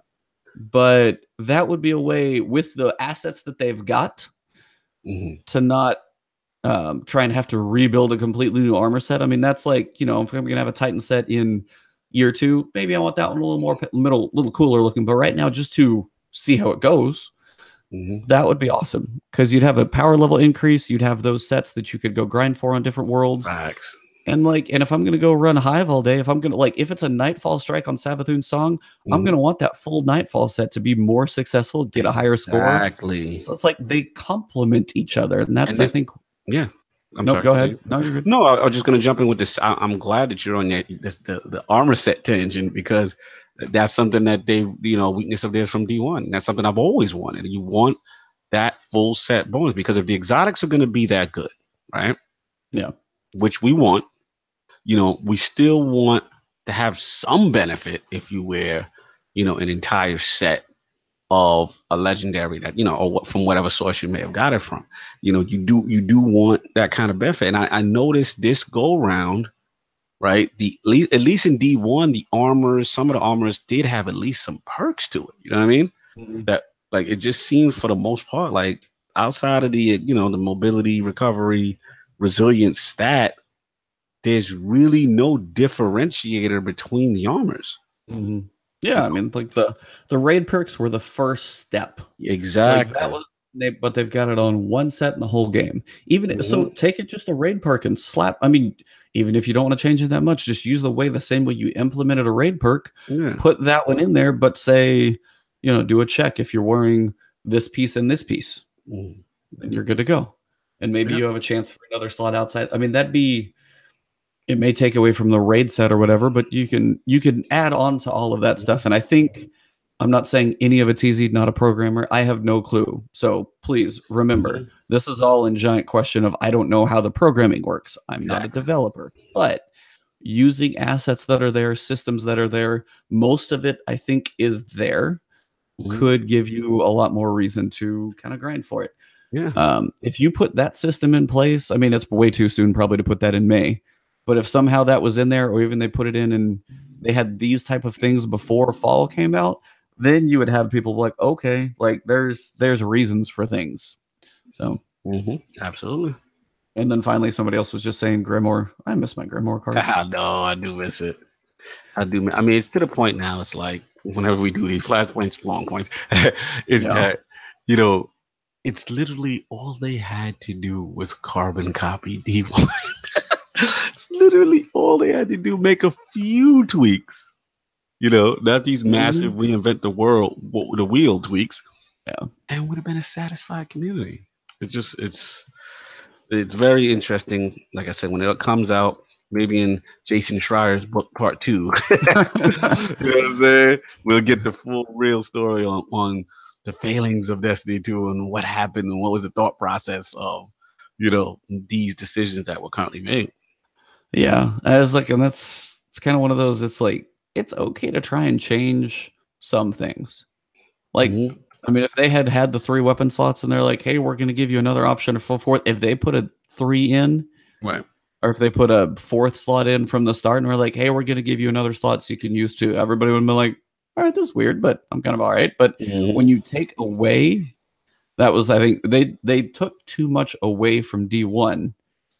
And then didn't give us enough back into D2.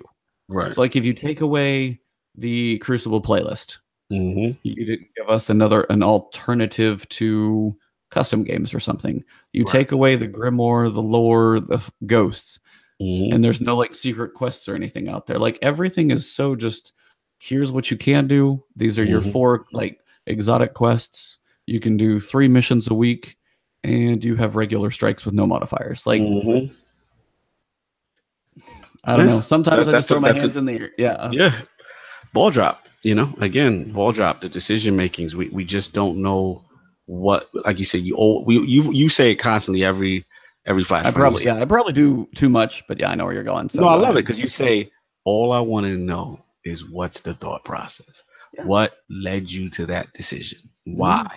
That's all we want to know. You know what I'm saying? And it'd be interesting when the book comes out, when the movie drop, we gonna find out. Destiny, the creation, the documentary. Exactly. 6 years, it's 10 years in the making. Ugh. Like, How do you repeat history? How do you fall back on your face after say? Oh, so it's so much to it.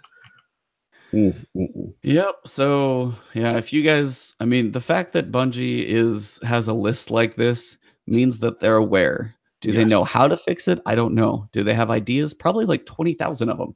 Mhm. Everybody in there is probably like, okay, we got a whole pissed off community. A lot of people are leaving our games. We have a lot more competition. Mhm. Division 2 is coming. Red Dead 2 is coming. So Mhm. much is like bearing down on them. Yes. Like Huge. they have to have ideas for all of this stuff. The Mhm. time it takes to implement, the time it takes to get through dev cycles, Right. artists to create these things, like I mean, all that stuff takes time. It's just the question Mhm. of when will things be where everybody wants it back to be? When is it going to be the game that really like hooks you in? And is it fall? Is it D3? Mhm. Yeah. A When lot of is people it? feel it's D3 because even if Yeah. there's small trickle changes of all the things we want to do, Right. I don't know, even if over the course of like fall, if they can get enough in there. So it's if In it's time. continuing these small things, it's Mhm. all steps in the right direction, then you have to like relaunch all over again. But Right. hopefully forget the last 6 years when you do. Like I said, I mean, you're right. And the question is, like we've always talked about it, is it enough time? Are we just hoping when realistically it's so much damage that may have been done and they just can't do it? But the only reason why you hold out a slimmer of hope is because we have seen them have a Taken King moment. We have seen them rise from the ashes and reinvent the wheel. Remember when they did light level? They did a lot of changes in Taken King. Fundamentally, besides the content itself being great, they did a lot of base changes and quality of life stuff, and it was really good in conjunction with a great story and good story and solid DLC, solid, amazing raid. It's got to be that perfect storm of things. Otherwise, it's going to be, hey, wait till D3. This is a wrap. No one's coming back, Yeah. and competition is too strong. So anybody out there in chat, if you want to chime in, since I got more in there today than usual, I want to ask you guys, as I've asked Cognito before, we have our thoughts. What is the timing for a Taken King moment that you feel is acceptable if it's big enough to matter? If that Mhm. made sense. I know it's a lot of caveats on that question. So take a Taken King moment. We know we want it. We know we need to rebuild on lots of things. Is it the fall that we kind of all expected to be September?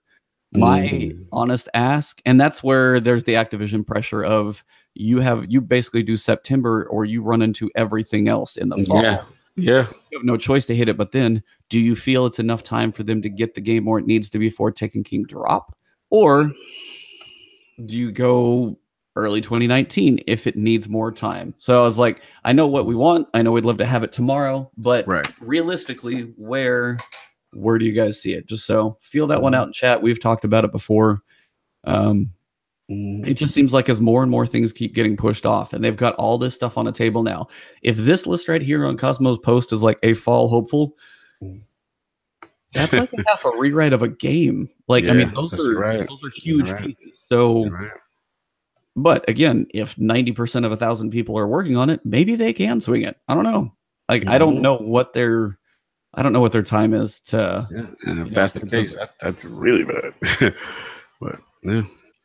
Um, but I know this has gone on for a while, guys. So it's like I got one guy on the other side of this who's probably getting a little tired, needs to crash. Yeah. Yeah, so we can wrap this one up here, but thank you guys for tuning in. Awesome to get the commentary going. Of course, chat was lit, man. Shout out to the chat. Yeah, seriously, on both ends. So I got my Mhm. Twitch. You got Iron Lords podcast throwing it up on the other side. Yes, sir. So I wish we could mesh those two chats together. I know, right? Working on it. Your chat, see my chat. Just watch both streams at once. I know. Actually, what you do in Twitch is like pop out the chat window. So just do that. No doubt. But yeah, guys, like steps in the right direction. All of this stuff is. I got 2 2019 so far. Woo woo. Of course, they're my Twitch chats, so they're biased. Nice. But seriously, I think all of us know we want this game to be great, and we feel it has its great moments. When I'm playing in the game, nothing, and especially on PC, the way this game runs, I know #Ascension, but it's hard to go back to console. It is, but either place you play it, when you're playing a shooter, whether you're a console shooter or PC shooter, the way Destiny feels as a shooter in either place is one of the best. Absolutely. No question. I think everyone agrees to that. Yeah, I knew once you touched that, you had a piece of the lavish life. You weren't coming back. I knew it. I knew it in my heart. I got a big rig now. I got to enjoy it. Listen, I'm not mad at you for I just got to get you to. I will tell you, dude. If you sat down and played it on my computer, that's why I don't want to play it. Because I know what's gonna happen. I'm gonna get bougie, and then you come home to your console and you give your console that look like peasant. You can't. 60. I don't want that. I know me. I'm this. When I have the best version of something, I've always been that way. I cannot go back.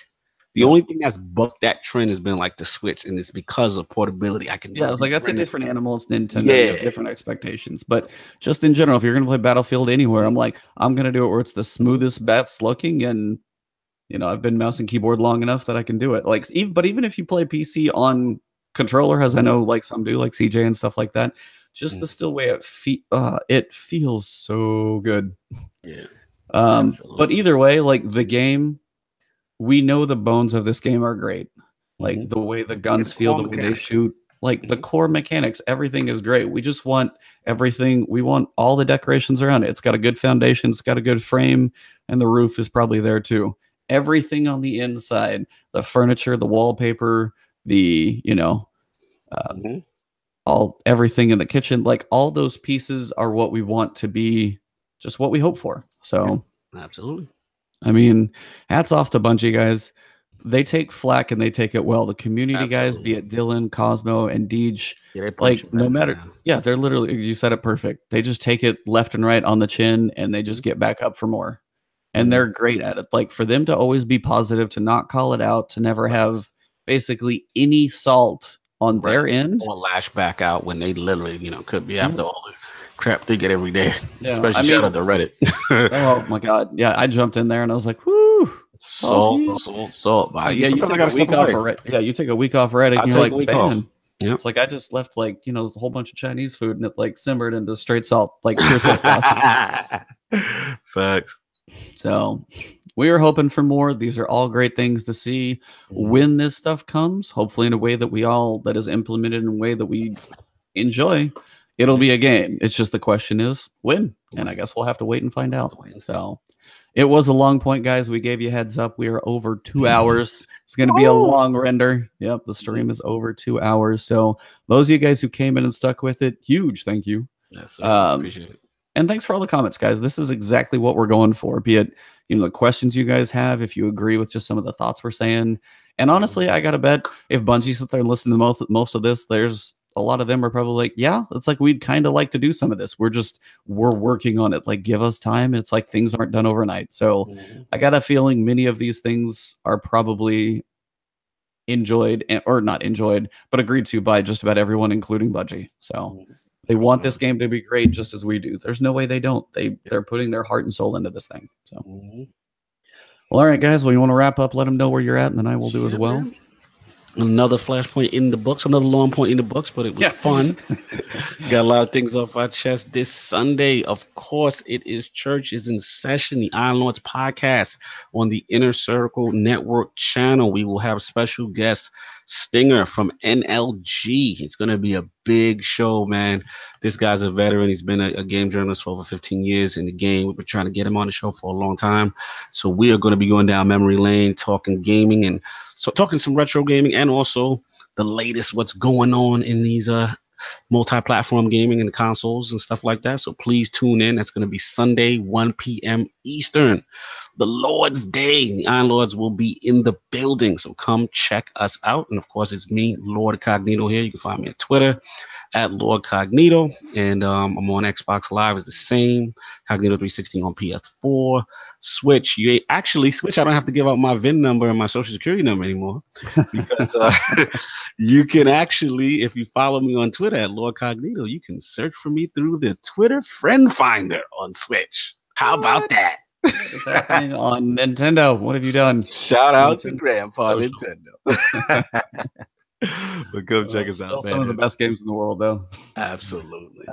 And then for me as well, you guys know, half of you guys are watching, not half, but definitely a good following today on Twitch. So twitch.tv/Ebontis. You can watch these live, either side, Iron Lords podcast or twitch.tv/Ebontis. Twitter as well. I usually try and keep you guys up with news, just my thoughts. I'll be sending questions out, just always on there, just kind of random postings as well. Just my shenanigans on Twitter.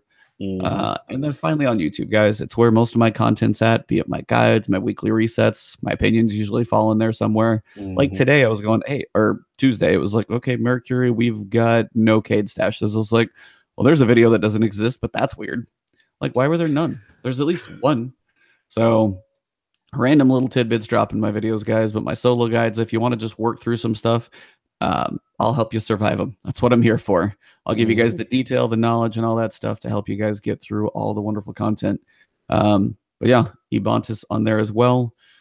So for all you guys out there, thank you. Hit those follows, likes, drop comments, subscribe to both of us, all of those things. Thank you guys for everything. So find us out there. Thank you wherever you guys are at around the world. Texas, I think yours is probably given away. Texas Flacco. The rest of you guys worldwide, good afternoon, good morning, or good evening. Thank you guys and have a great one. All right, have a next one. Peace.